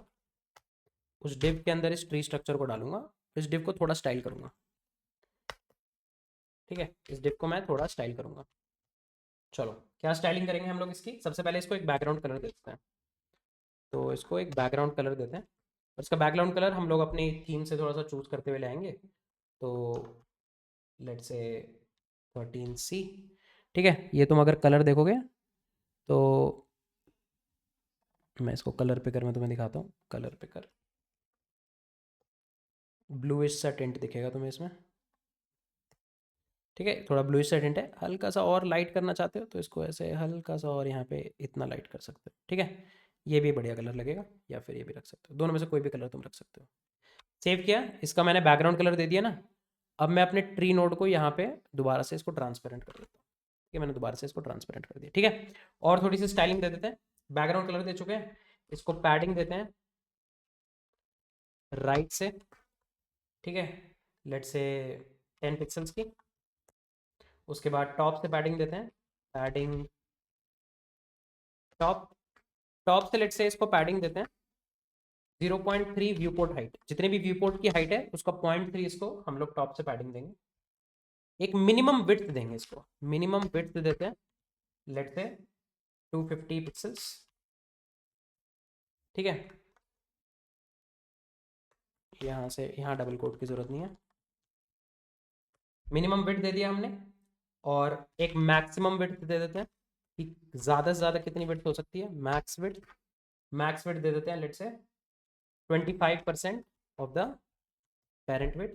ठीक है, हाइट दे देते हैं 99.7 व्यू पोर्ट हाइट, क्योंकि 0.3 व्यू पोर्ट हाइट मैंने पैडिंग दे दी है, तो बचा हुआ पूरा का पूरा व्यू पोर्ट इसकी हाइट में चला जाएगा। एंड ओवरफ्लो, ओवरफ्लो ऑटो कर देते हैं, ओवरफ्लो ऑटो कर देते हैं। सेव करते हैं। ठीक है, वहाँ यहाँ पे आते हैं, और तुम देखो इस तरीके का हमारा ट्री स्ट्रक्चर यहाँ पे दिख रहा है। इस इधर से मैं ट्री स्ट्रक्चर का ना टेक्स्ट हटा देता हूँ। ये टेक्स्ट की हमें ज़रूरत नहीं है। ये जो टेक्स्ट था, इस टेक्स्ट को मैंने हटा दिया है। ठीक है, ट्री नोड पे आते हैं, और बटन के कलर को लेट से वाइट कर देते हैं दोबारा। आगे से पहले भी हमने वाइट रखा था। As simple as that. और देखो यहाँ पे ये पूरा फोल्डर का ऐसा स्ट्रक्चर सा हमें बनता हुआ दिख रहा है, राइट? इस पूरे फोल्डर का हम लोगों ने एक बेसिक सा स्ट्रक्चर बना लिया। ठीक है, और जैसे ही हम लोग इसको एक्सपैंड करेंगे लेट से, तो देखो सैंडबॉक्स, सैंडबॉक्स के अंदर ये सारी फाइल्स आ रही हैं। फाइल्स का भी अब मैं कलर वाइट दे सकता हूँ। तो या फिर इसको कलर हटाते हैं, ये ऑलरेडी इनहेरिट कर लेगा। Save it. ठीक है, तो देखो फाइल्स का भी कलर यहाँ पे ऐसे वाइट हो रहा है, और this is looking something like this. तो इस तरीके से हमारे पास एक डेडिकेटेड फोल्डर स्ट्रक्चर प्रिपेयर हो गया है, जो एक्सपैंड कर पाता है, श्रिंक कर पाता है, and it's able to correspondingly cope up with itself. यहाँ पे एक छोटा सा मॉडिफिकेशन मैं और करना चाहूँगा। VS कोड में जो भी फाइल होती है ना, हर फाइल के कॉरेस्पॉन्डिंग तुम देखोगे तो कुछ ना कुछ आइकन्स होते हैं। जिससे फाइल्स थोड़ी सी और इंटरेस्टिंग लगती हैं, है ना। तो हम लोग क्या कर सकते हैं, हम लोग यहाँ पे कुछ आइकन्स पिक करके ला सकते हैं, ठीक है। तो मैं यहाँ पे एक एटॉमिक कंपोनेंट बना रहा हूँ, न्यू फोल्डर, फाइल आइकन, ठीक है। ये हमें कस्टम बिल्ड करना होगा but it would be good, file icon dot JSX, ठीक है। बहुत ही सिंपल सा कंपोनेंट रहेगा, फाइल आइकन, ठीक है। अब देखो फाइल आइकन क्या करेगा, ये बहुत ही सिंपल सा कंपोनेंट रहेगा, ये हमारे लिए फाइल की एक्सटेंशन को पिक करेगा, ठीक है। राइट, हम लोग यहाँ पे क्या कर सकते हैं, फाइल की एक्सटेंशन को यहाँ पे एज अ पैरामीटर पास कर सकते हैं, और जो भी एक्सटेंशन होगी, जो भी एक्सटेंशन होगी उसके बेसिस पे हम लोग क्या कर सकते हैं, कोई ना कोई कंपोनेंट ऐसे रेंडर कर सकते हैं, ठीक है। तो अब कंपोनेंट जो भी रेंडर करेंगे वो क्या होगा, किसी ना किसी तरह का आइकन होगा। तो फॉर एग्जांपल रिएक्ट आइकन्स पे आके यहाँ पे JS सर्च करते हैं, JS। तो देखो एक JS का आइकन तुम्हें दिख रहा है ना, यहाँ पे देखो JS का एक आइकन दिख रहा है ना, और भी दिख जाएंगे तुम्हें। देखो रिएक्ट का आइकन दिख रहा है, ठीक है। JSX होगी, JSX फाइल के लिए ऐसे रिएक्ट वाला आइकन ले सकते हैं, ये वाला आइकन भी तुम ले सकते हो। तो तुम अपने हिसाब से यहाँ पे क्या कर सकते हो, ऐसे आइकन्स को पिक कर सकते हो, you will be able to technically pick up icons all together, ठीक है। तो यहाँ पे हम लोग क्या करेंगे, लेट्स से इसको यहाँ पे बिल्डअप करते हैं कि अगर हमारी जो एक्सटेंशन है वो इक्वल टू हुई JS, ठीक है, तो हम लोग उसके लिए रेंडर क्या करेंगे, हम लोग उसके लिए रेंडर करेंगे ये FAJS, ठीक है। देखो JS फाइल्स के लिए ऐसा ही आइकन होता है। कोई JS फाइल है यहाँ यूटिल्स, ठीक है अभी, बट तुम देखोगे तो JS फाइल्स के लिए, देखो JS फाइल्स के लिए ऐसा ही आइकन होता है। तो FAJS को इंपोर्ट कर लेते हैं, ठीक है। एंड इसको एक फ्रैगमेंट रैप कर लेते हैं, ठीक है, कूल। और अब इसको, अब जो भी तुम्हारा आइकन आया है उस आइकन को तुम थोड़ी बहुत बेसिक लेवल की स्टाइलिंग दे सकते हो, और कुछ बेसिक लेवल के कलर दे सकते हो। फॉर एग्जांपल तुम यहाँ पे इसको ऐसे एक कलर दे दो, येलो कलर का कोई शेड दे सकते हो तुम,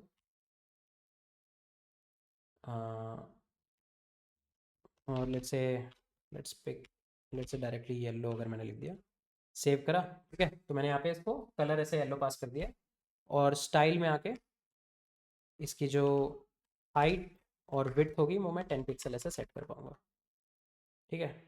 हाइट 10 पिक्सल्स, विड्थ 10 पिक्सल्स, ठीक है, मान लो मैंने ऐसा कर दिया, ठीक है। तो अब क्या हो रहा होगा, अगर मैं यहाँ पे ट्री नोड पे जाता हूँ तो P टैग से पहले, अब मैं यहाँ पे P टैग से पहले अपने फाइल आइकन को यूज़ कर सकता हूँ, है ना। P टैग से पहले मैं क्या कर सकता हूँ, अपने फाइल आइकन को यूज़ कर सकता हूँ, ठीक है। तो लेट्स से मैंने यहाँ पे अपने फाइल आइकन कंपोनेंट को ब्रिंग इन किया, और लेट्स से एक्सटेंशन में मैंने पास कर दिया JS, और इस पूरे के पूरे कंपोनेंट को मैं यहाँ पे एक डिव से रैप कर लेता हूँ, P टैग के बाहर एक डिव लगा देते हैं, ठीक है। और इस डिव में दे देता हूँ मैं फ्लेक्स, ठीक है। इस डिव में दे देता हूँ मैं डिस्प्ले फ्लेक्स, फ्लेक्स की बाय डिफॉल्ट डायरेक्शन रो रहेगी, वो रो ही चाहिए हमें, और अलाइन कर देंगे हम लोग आइटम्स को सेंटर। सेव करते हैं, यहाँ पे चलते हैं, ठीक है। ये देखो JS फाइल्स के पीछे ऐसे JS का एक छोटा सा आइकन आ रहा है, अभी आइकन काफ़ी छोटा है बट अगेन इसकी हम लोग स्टाइलिंग वगैरह बिल्ड कर सकते हैं, राइट। तो यहाँ पे देखो JS का एक छोटा सा आइकन आ रहा है ना, इसको हम लोग थोड़ा सा और बड़ा कर सकते हैं, इसको थोड़ा सा और बड़ा भी कर सकते हैं। लेट्स से फाइल आइकन पे चलते हैं, ठीक है। लेट्स से इसको कर देते हैं 25 पिक्सल्स, ठीक है। सेव करते हैं, देखो यहाँ पे ऐसे JS फाइल्स का आइकन आ रहा है, ठीक है। अब जिस भी फाइल में तुम देखोगे सब में JS का ही आइकन आ रहा है। अब हमें ऐसा नहीं चाहिए, राइट, हम ऐसा नहीं चाहते कि जो भी फाइल है उसी का उसका आइकन ऐसे ही आता रहे, तो this is not what we want. तो हम लोग हर फाइल के कॉरस्पॉन्डिंग एक अलग आइकन जो भी हम चाहते हैं उस हिसाब से सेट कर सकते हैं। फॉर एग्जाम्पल लेट्स से मैंने कहा कि अगर एक्सटेंशन है JSX, अगर एक्सटेंशन है लेट से JSX, तो उसके लिए ये पिक हो जाए, ये पिक हो जाए, GR React JS ऐसे पिक हो जाए। तो JSX के लिए GR React JS पिक हो जाए, ठीक है, GR React JS, और इसको यहाँ से हटा लेते हैं, ठीक है। और लेट से GR React JS के लिए आइकन मैंने लेट से कलर दे दिया ब्लू फॉर एग्जांपल। तो अगर अब हम लोग यहाँ पे आएंगे, रिफ्रेश करते हैं, ठीक है, JS फाइल के कॉरस्पॉन्डिंग JS का आइकन आ रहा है। लेकिन अगर तुम ओके, सो JSX, अब देखो, तो JSX के कॉरस्पॉन्डिंग यहाँ पे आ रहा है, क्यों? क्योंकि अभी हमने ट्री नोड में हमेशा यहाँ देखो JS ही पास करी है, तो अब इसको मुझे कंप्यूट करना पड़ेगा। अब मैं यहाँ पे इसको क्या करूँगा, कंप्यूट करूँगा। कैसे कंप्यूट करेंगे? तो हम लोग कहेंगे कि भाई आपका जो भी आइकन पैक है उसके अंदर एक्सटेंशन में, यहाँ पे उसके अंदर एक्सटेंशन में आप क्या करो, आप अपने फाइल फोल्डर डेटा का नेम लेकर आओ, उसको स्प्लिट करो डॉट पे, क्योंकि जनरली ऐसे होता है ना, फाइल डॉट समथिंग, है ना, और उसका फर्स्ट इंडेक्स पिक करके ले आओ, उसका फर्स्ट इंडेक्स पिक करके ले आओ। अब तुम देखो JSX के कॉरस्पॉन्डिंग ये JSX का आइकन आ रहा है, कैन आई से दैट? देखो JSX के कॉरस्पॉन्डिंग अब यहाँ पे JSX का आइकन आ रहा है, ठीक है। लेकिन अगर मैं रिफ्रेश करूँ, अब देखो वो JS वाले आइकन चले गए, वो JS वाले आइकन क्या हो गए हैं, चले गए, राइट। अब सिर्फ JSX का आइकन आ रहा है। तो एक बार ही देख लेते हैं कि क्या प्रॉब्लम हो रही होगी। फाइल आइकन, अगर extension is equals to JS तो ये होना चाहिए, ठीक है। इसको थोड़ा सा और बेटर बिल्डअप कर सकते हैं। एक काम करते हैं, एक ऑब्जेक्ट बनाते हैं।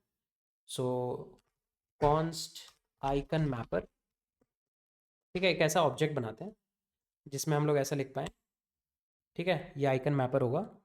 और लेट से हम लोग आइकन मैपर इस तरीके से रेंडर करेंगे। Let's see how does it look.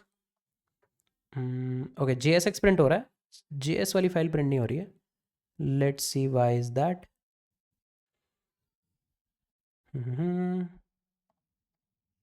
एक बार प्रिंट करके देखते हैं। एक्सटेंशन आ क्या रही है हमारे पास, extension, save it, inspect, console, ठीक है। तो एक्सटेंशन तो हमारे पास सारी आ रही हैं, तुम देखो CSS JSX CSS JSX config और SVG, तो एक्सटेंशन तो हमारे पास सारी आ रही हैं। लेट्स सी इसने JS, अच्छा, eslint.config.js, ओ ओके। अब तुम देखो, अब जैसे ऐसी फाइल थी eslint.config.js, इसका फर्स्ट इंडेक्स तो कॉन्फिग है, ये नहीं चलेगा, राइट। इसका फर्स्ट इंडेक्स तो कॉन्फिग है, अब ऐसा नहीं चलेगा। हमें हमेशा क्या चाहिए, लास्ट इंडेक्स की वैल्यू चाहिए। तो हम लोग इस पर क्या कहेंगे, अब हमें यहाँ पे लास्ट इंडेक्स चाहिए, right. We always want to have the corresponding last index, ठीक है। अब लास्ट इंडेक्स लेकर कैसे आएंगे, या तो हम लोग यहाँ पे इसको कंप्यूट करें, ठीक है, यहाँ पे हमें इसको सेपरेटली कंप्यूट करना होगा। तो चलो एक फंक्शन लिखते हैं, कंप्यूट एक्सटेंशन, कंप्यूट एक्सटेंशन, और कंप्यूट एक्सटेंशन को हम लोग कॉल करेंगे फाइल फोल्डर डेटा के साथ, ठीक है। और यहाँ पे एक फंक्शन लिखते हैं, कंप्यूट एक्सटेंशन, ठीक है। ये क्या करेगा, const length is equals to file folder, और let's say const names is equals to file folder dot name dot split, ठीक है, and it will return names of names dot length -1। अब देखो जो भी JS फाइल्स हैं उसके corresponding JS का आइकन है, जैसे ही मैंने सोर्स एक्सपैंड किया उसके कॉरस्पॉन्डिंग रिएक्ट वाला ये icon, as simple as that, ठीक है। एक और हम लोग फटाफट से लेकर आ सकते हैं। लेट से हमें बहुत सारी CSS फाइल्स दिख रही हैं, राइट। तो एक काम करते हैं, एक CSS के लिए देखते हैं कोई आइकन है क्या, ठीक है। ये देखो CSS के लिए एक आइकन है, ये ले आते हैं, कॉपी, एंड फाइल आइकन पे चलते हैं, इस मैपर पे जाते हैं, CSS,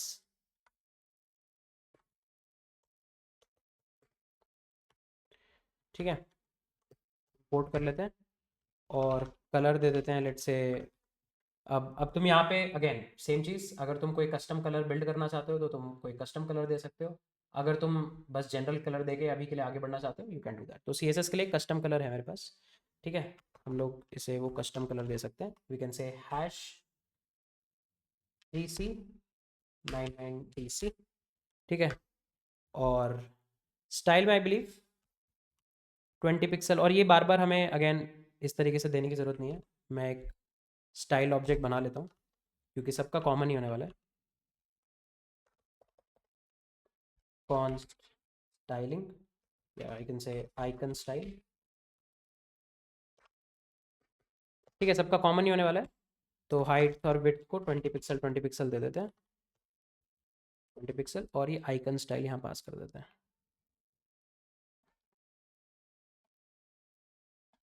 आइकन स्टाइल, ठीक है। Style is equals to icon style, here we go. अब देखते हैं CSS फाइल्स के साथ क्या सिनेरियो है। अब देखो CSS फाइल्स के कॉरस्पॉन्डिंग CSS फाइल्स का बढ़िया सा कलर आ रहा है, ठीक है। इनफैक्ट ये JSX का भी एक बेटर कलर हम लोग यहाँ पे दे सकते हैं। Let's say we can give 61 DFB, BF, let's try 61 DB, let's try D61DB, okay, and FA, okay, yeah, this is fine। Save करते हैं एंड देखो ये ज़्यादा बेटर आइकन है ना। ये रिएक्ट का आइकन लग रहा है, JS वाला आइकन तो बढ़िया लग ही रहा है, and it's a good to go, ठीक लग रहा है। एक छोटी सी चीज़ हमें करने की ज़रूरत है, इसको अलाइन, इसकी अलाइनमेंट हमें चेक कर लेनी चाहिए। ये थोड़ा सा अलाइनमेंट में इसमें प्रॉब्लम लग रही है मुझे। So let's come to tree node, this is div display flex align item center, let's also give justify content center, save it। नहीं, जस्टिफाई से तो रो वाइज ये प्रॉब्लम करेगा। Let's say we can instead of doing center we can do both for start. तो let's see how does it look. P tag को बहुत ज़्यादा padding मिल रही है, पी टैग की पैडिंग हम कर लेते हैं, इसको सेंटर कर सकते हैं। पी टैग की ना पैडिंग ज़्यादा है, तो लेट्स डू वन थिंग कि पी टैग की पैडिंग को हम लोग कर देते हैं 5 पिक्सल्स। इसकी पैडिंग में प्रॉब्लम है, एंड नाउ इट्स बेटर। अब ये काफ़ी ज़्यादा बेटर लाइन लग रहा है, ठीक है। ये देखो it's looking far more better aligned.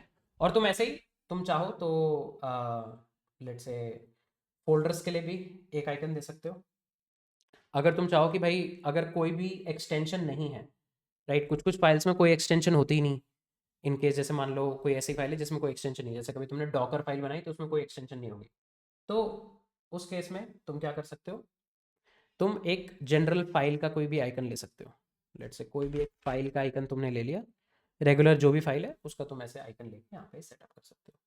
अब यहाँ पे तुम जितनी और स्टाइलिंग को इम्प्रूव करना चाहो उतनी और स्टाइलिंग को तुम और इम्प्रूव कर सकते हो। जैसे तुम किसके ऊपर होवर कर रहे हो तो होवर करने पे बैकग्राउंड को थोड़ा सा अलग कलर देने की तुम कोशिश कर सकते हो, बैकग्राउंड में थोड़ी सी ओपेसिटी वगैरह डाल सकते हो। तो वो सब तुम्हारी अब क्यूरियोसिटी और क्रिएटिविटी पे है। बट अगर तुमसे कभी भी इंटरव्यू में पूछा जाता है तो हमेशा यही पूछा जाएगा कि अगर तुम्हें एक फोल्डर स्ट्रक्चर बनाना है जो ऐसे एक्सपैंड हो रहा हो, so how you will be able to technically make it, and this is how you can make it. तुम देखो सब में एक प्रॉपर स्पेसिंग आ रही है, सब में प्रॉपर फाइल्स आ रही हैं, फोल्डर्स आ रहे हैं, and everything is looking fine.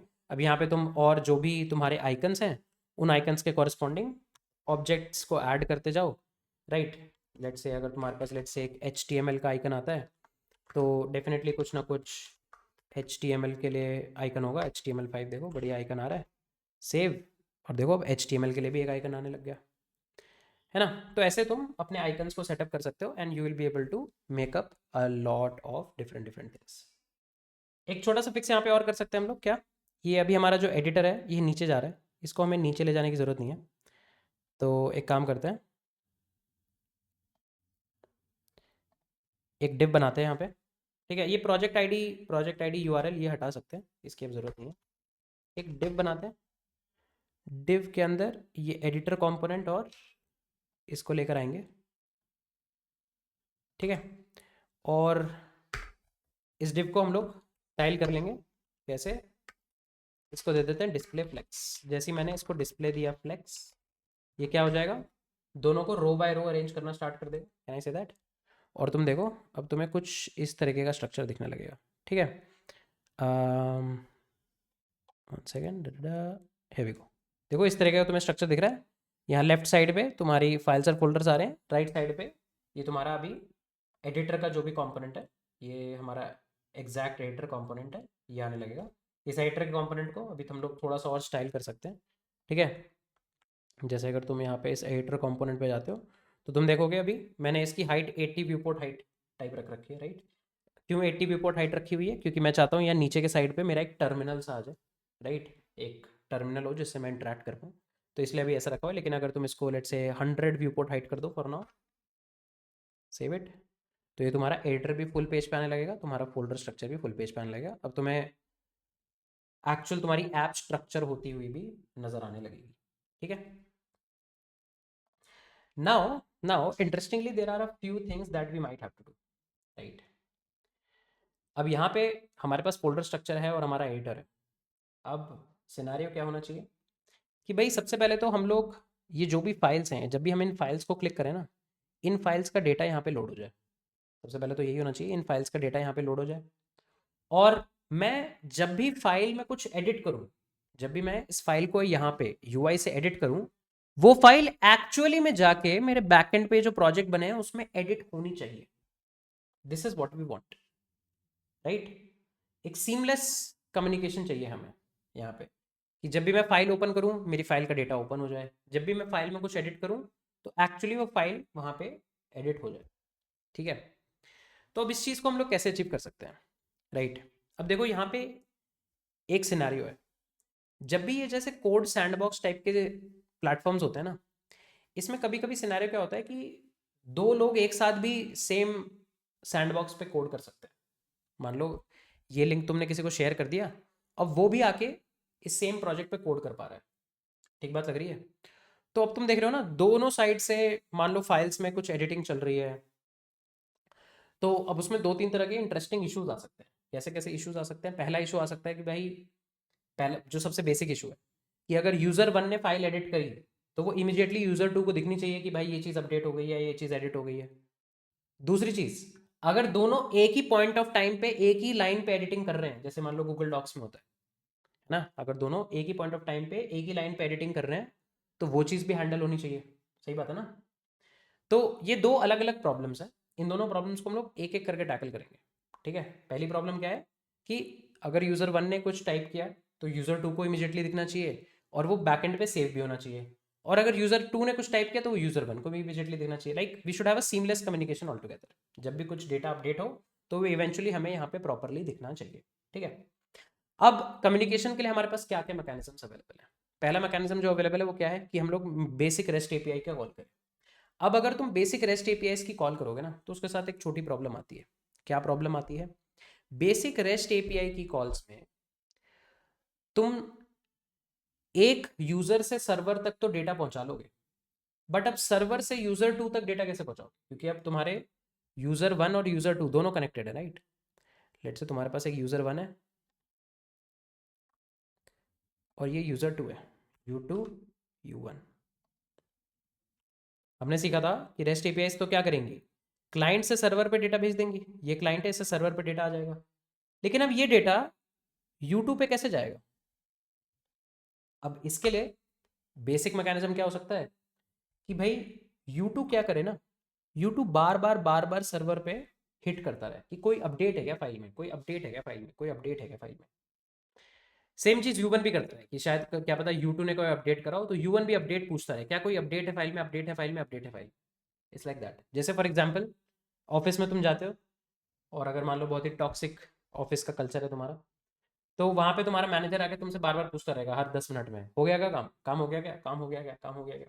और तुम्हें पता है 10 मिनट में काम नहीं हुआ हुआ है, but they are still poking you और they are still polling you. इस मैकेनिज्म को हम कहते हैं पोलिंग, जहां पे क्लाइंट फ्रेश डेटा एक्सेस करने के लिए बार बार सर्वर को हिट करता रहता है। बट प्रॉब्लम है कि इतनी बार हिट करने की जरूरत ही नहीं है, हो सकता है डेटा हो ही ना, हो सकता है यूजर वन ने फाइल में कोई चेंज करा ही नहीं, खाम अगर तुम कॉल करे जा रहे हो। और ऐसे अगर दो चार और यूजर्स आ गए तो सब लोग सर्वर पे कॉल करते रहेंगे, सर्वर पे अननेसेसरी डेटा का बम्बार्डमेंट होगा, कि रिक्वेस्ट का बम्बार्डमेंट होगा कि भाई सब लोग पूछ रहे हैं कि फाइल में कोई अपडेट है क्या, अपडेट है क्या, बट किसी ने कोई फाइल में कोई अपडेट नहीं किया हुआ। It's like your chatting mechanism. जैसे तुम चैट ऐप्स देखो, तो चैट ऐप से मान लो तुम अपने दोस्त के साथ चैटिंग कर रहे हो, तो क्या तुम बार बार अपने व्हाट्सएप को रिफ्रेश करते रहते हो ये चेक करने के लिए कि क्या तुम्हारे दोस्त ने कोई नया मैसेज भेजा है क्या, क्या उसने नया मैसेज भेजा है क्या? क्या तुम बार बार अपनी व्हाट्सएप की ऐप रिफ्रेश करते हो? नहीं। तुम बार बार अपनी एप्लीकेशन को रिफ्रेश नहीं करते हो, that is not required, that is not necessary, है ना। सिनेरियो क्या होता है कि भाई अगर आप चाहते हो कि आपको आपके दोस्त के मैसेजेस मिले, या कोई ग्रुप है, ग्रुप पे और भी लोग हैं, उन सबके मैसेजेस आपको मिले, तो आपको बार बार अपनी ऐप को रिफ्रेश ना करना पड़े, है ना। तो polling is generally not a very good scenario here, जहां पे हमें रियल टाइम में डेटा को एक्सेस करना है। जैसे चैट ऐप में अगर तुम्हें पोलिंग करनी पड़ जाए, हर मैसेज लिखने के बाद व्हाट्सएप को रिफ्रेश कर रहे हो कि अरे सामने वाले ने कोई मैसेज किया क्या, that's a very very very bad experience. लेकिन कई जगह पे पोलिंग बढ़िया भी होता है ना। जैसे मान लो तुमने फॉर एग्जांपल फेसबुक पे अपनी लेटेस्ट फीड लोड करनी है, तो तुम रिफ्रेश करोगे अपना पेज, वो सर्वर फेसबुक के सर्वर पे जाएगा और डेटा को डाउनलोड करके ले आएगा, एज सिंपल एज दैट, है ना। कोई स्ट्रेस की बात ही नहीं है, सही लग रहा है ना।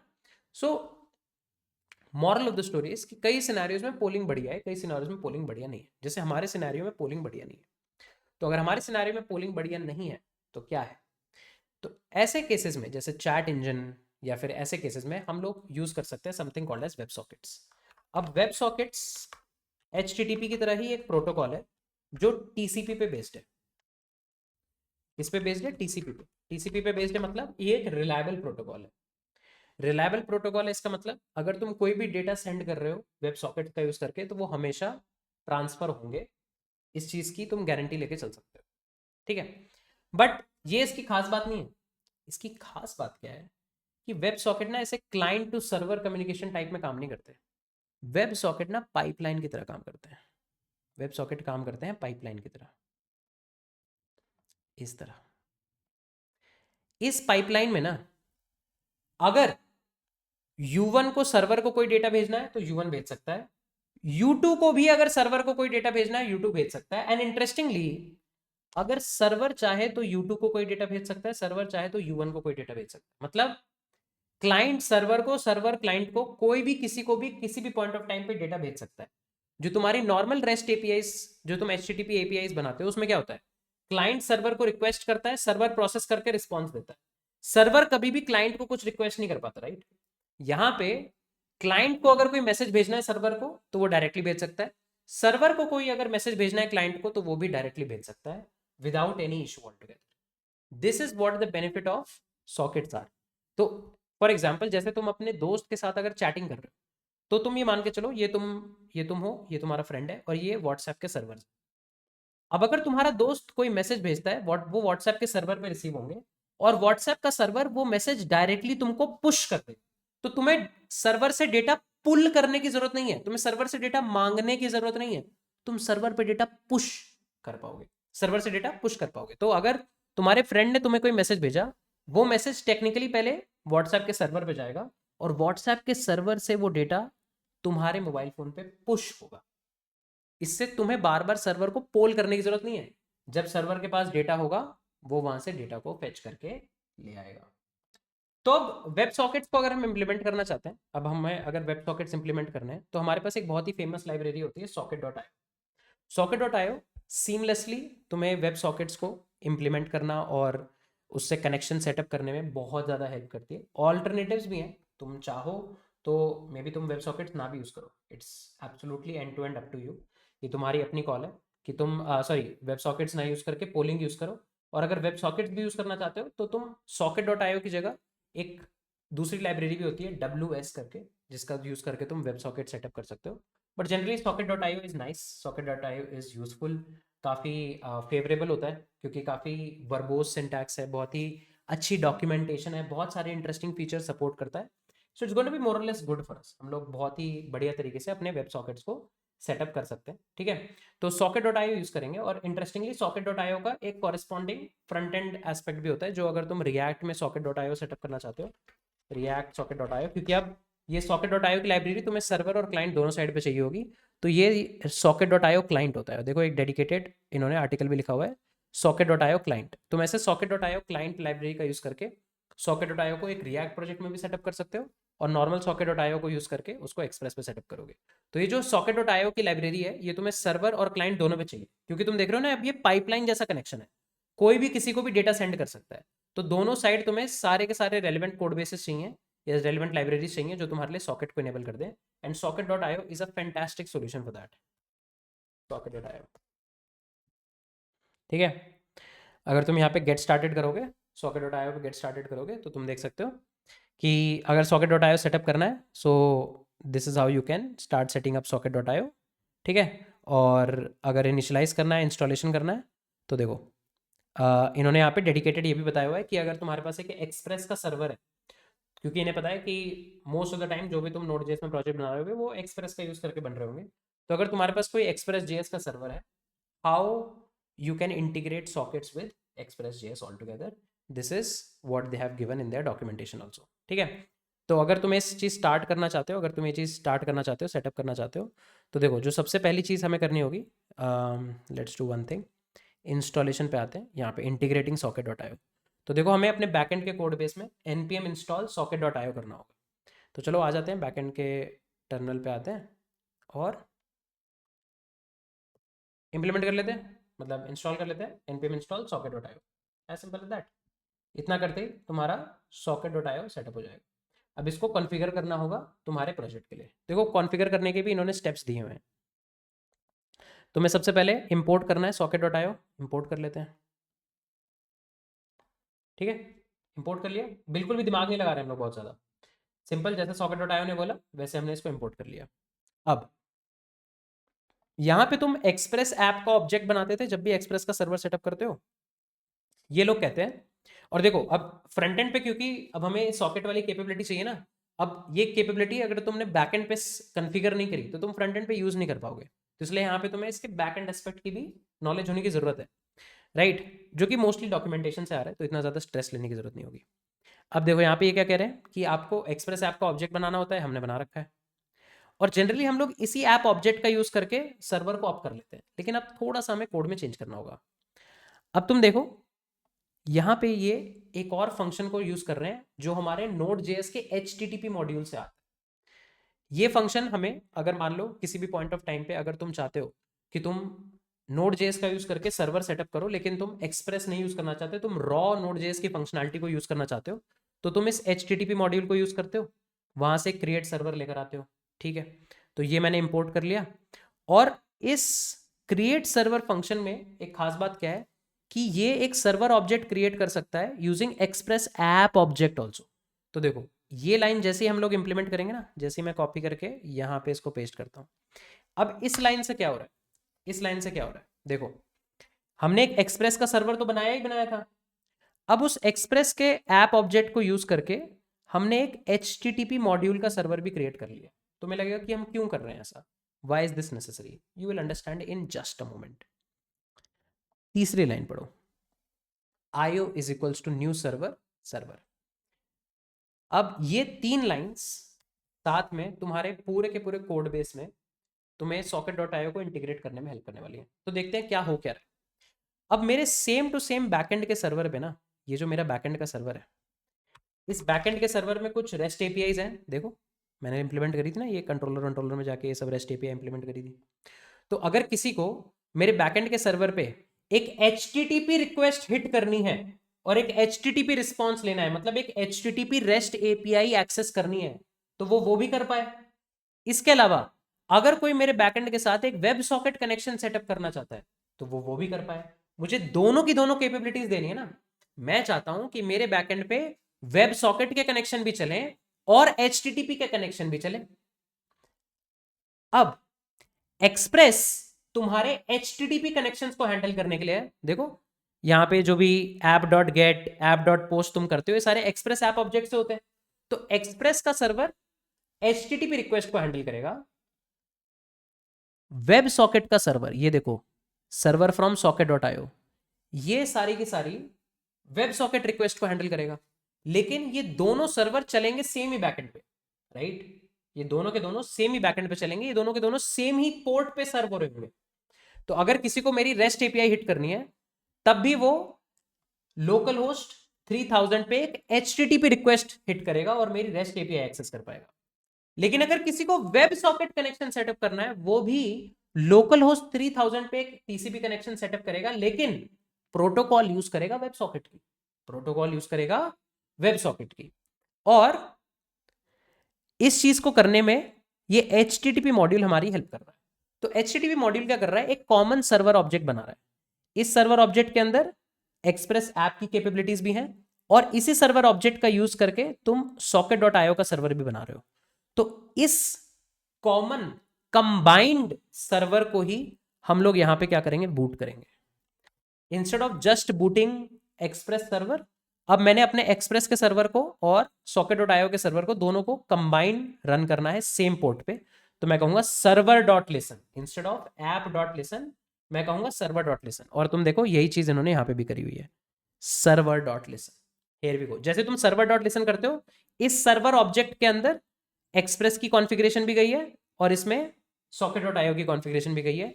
ये पोर्ट 3000 पे दोनों तरह के कनेक्शंस के लिए अवेलेबल रहेगा।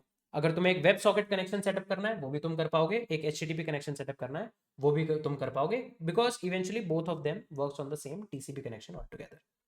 ठीक है, जैसे ही मैंने ये लाइन लिखी और मैं अगर करता हूं npm run dev, तो देखो स्पोर्ट मेरा सर्वर अप हो गया। ठीक है, ओके।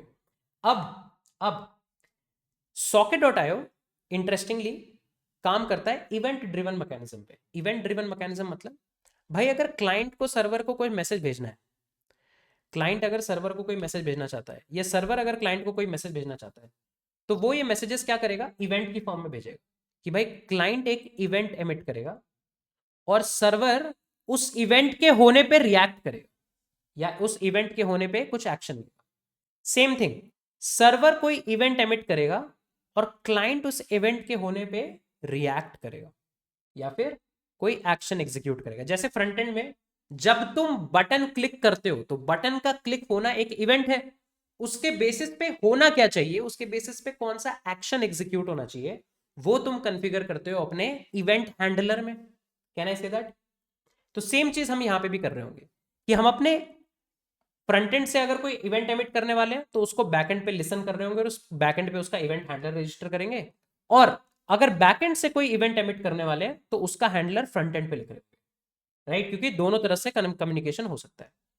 तो अब एक इवेंट एग्जीक्यूट होता है जैसे ही तुम्हारा क्लाइंट सर्वर से कनेक्ट करता है ना, तो क्लाइंट एक इवेंट एमिट करता है, कनेक्शन। उस इवेंट का नाम क्या है, कनेक्शन। तो जैसे ही वो इवेंट हिट हुआ, उस इवेंट के हिट होते ही तुम क्या कर सकते हो, तुम एक सिंपल कंसोल डॉट लॉग दे सकते हो। कैसे दे सकते हो, चलो मैं तुम्हें दिखाता हूँ। तो यहाँ पे तुम लिख सकते हो io.on कनेक्शन। ठीक है, io.on कनेक्शन, कि भाई जब भी क्लाइंट ने एक कनेक्शन इवेंट एमिट किया तो मैं उस पर क्या करूंगा, ये मैं कैसे रजिस्टर करूंगा, io.on करके। ऑन मतलब कि भाई अगर किसी क्लाइंट ने सर्वर पे कनेक्शन इवेंट एमिट किया तो क्या होना चाहिए, उसकी इंप्लीमेंटेशन इस कॉल बैक में लिखी है। सो io.on कि भाई जब क्लाइंट एक कनेक्शन इवेंट एमिट करेगा तब क्या होना चाहिए, ये चीज हम लोग इस कॉल बैक में लिख रहे हो। ठीक है, as simple as that, right? और अब हम लोग क्या करेंगे, रिएक्ट पे इसको सेटअप कर लेते हैं। तो रिएक्ट पे सेटअप करने के लिए मैंने तुम्हें दिखाया था socket.io विद रिएक्ट। तो हम लोग क्या कर सकते हैं, socket.io क्लाइंट इंस्टॉल कर सकते हैं। कॉपी कर लेते हैं एंड फ्रंट एंड पे आ जाते हैं, sorry npm install socket.io client. ठीक है, चलो अब अपने फ्रंट एंड के कोड बेस में यहाँ पे लेट से मैं आता हूँ app.jsx में। ठीक है, अब अगर तुम डॉक्यूमेंटेशन पे जाओ तो देखो ये क्या कहते हैं, तुम एक IO ऑब्जेक्ट सेटअप कर सकते हो, राइट? तुम एक IO ऑब्जेक्ट सेटअप कर सकते हो और तुम्हें उस IO ऑब्जेक्ट के अंदर URL देना होगा। किसका, जो भी तुम्हारा बैकएंड है जहां से तुम कनेक्ट करने वाले हो ना, उस बैकएंड का तुम्हें URL देना होगा।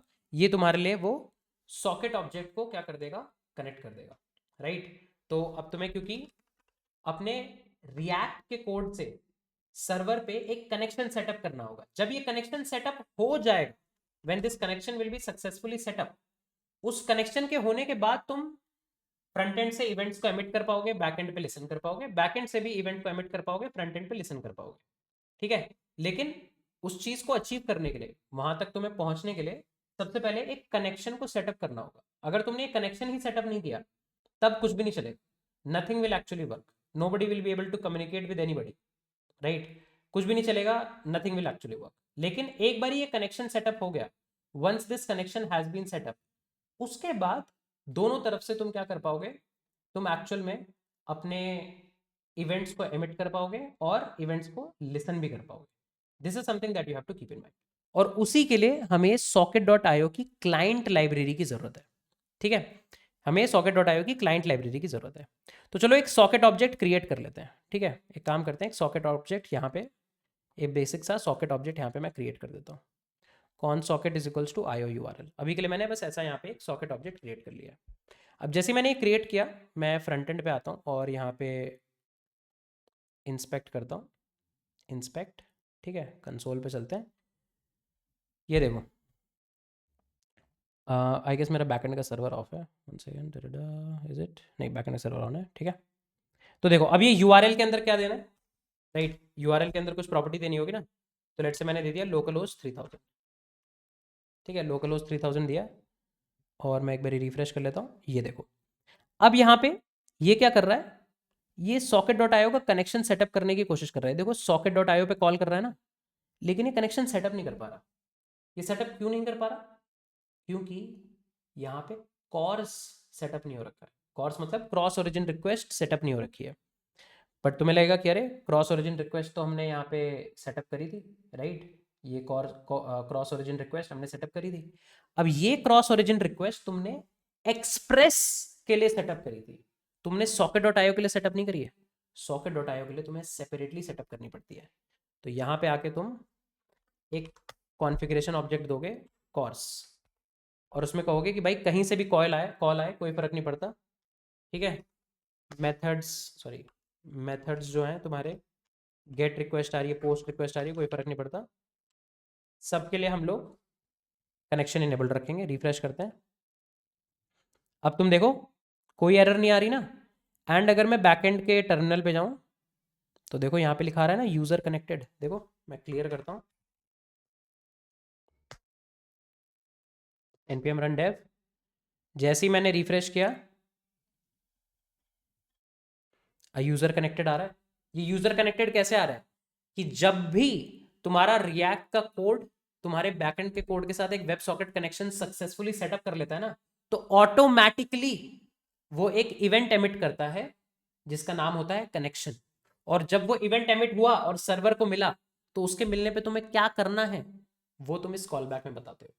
तो ऐसे ही इवेंट ड्रिवन मैकेनिज्म होता है, इवेंट ड्रिवन मैकेनिज्म से चीजें चलती हैं। ऐसे ही सर्वर से भी मैं क्लाइंट पे कुछ डेटा सेंड कर पाऊंगा और क्लाइंट पे उसके कॉरेस्पॉन्डिंग एक इवेंट हैंडलर लिख पाऊंगा। ठीक है, तो मान लो जब भी हम लोग फाइल में कुछ एडिट करेंगे या नई फाइल बनाएंगे, ये सारा का सारा डेटा हम लोग उसके बाद एक्सेस कर पाएंगे यूजिंग वेब सॉकेट्स। तो that's how you technically set up web sockets in a react project along with an Express.js server.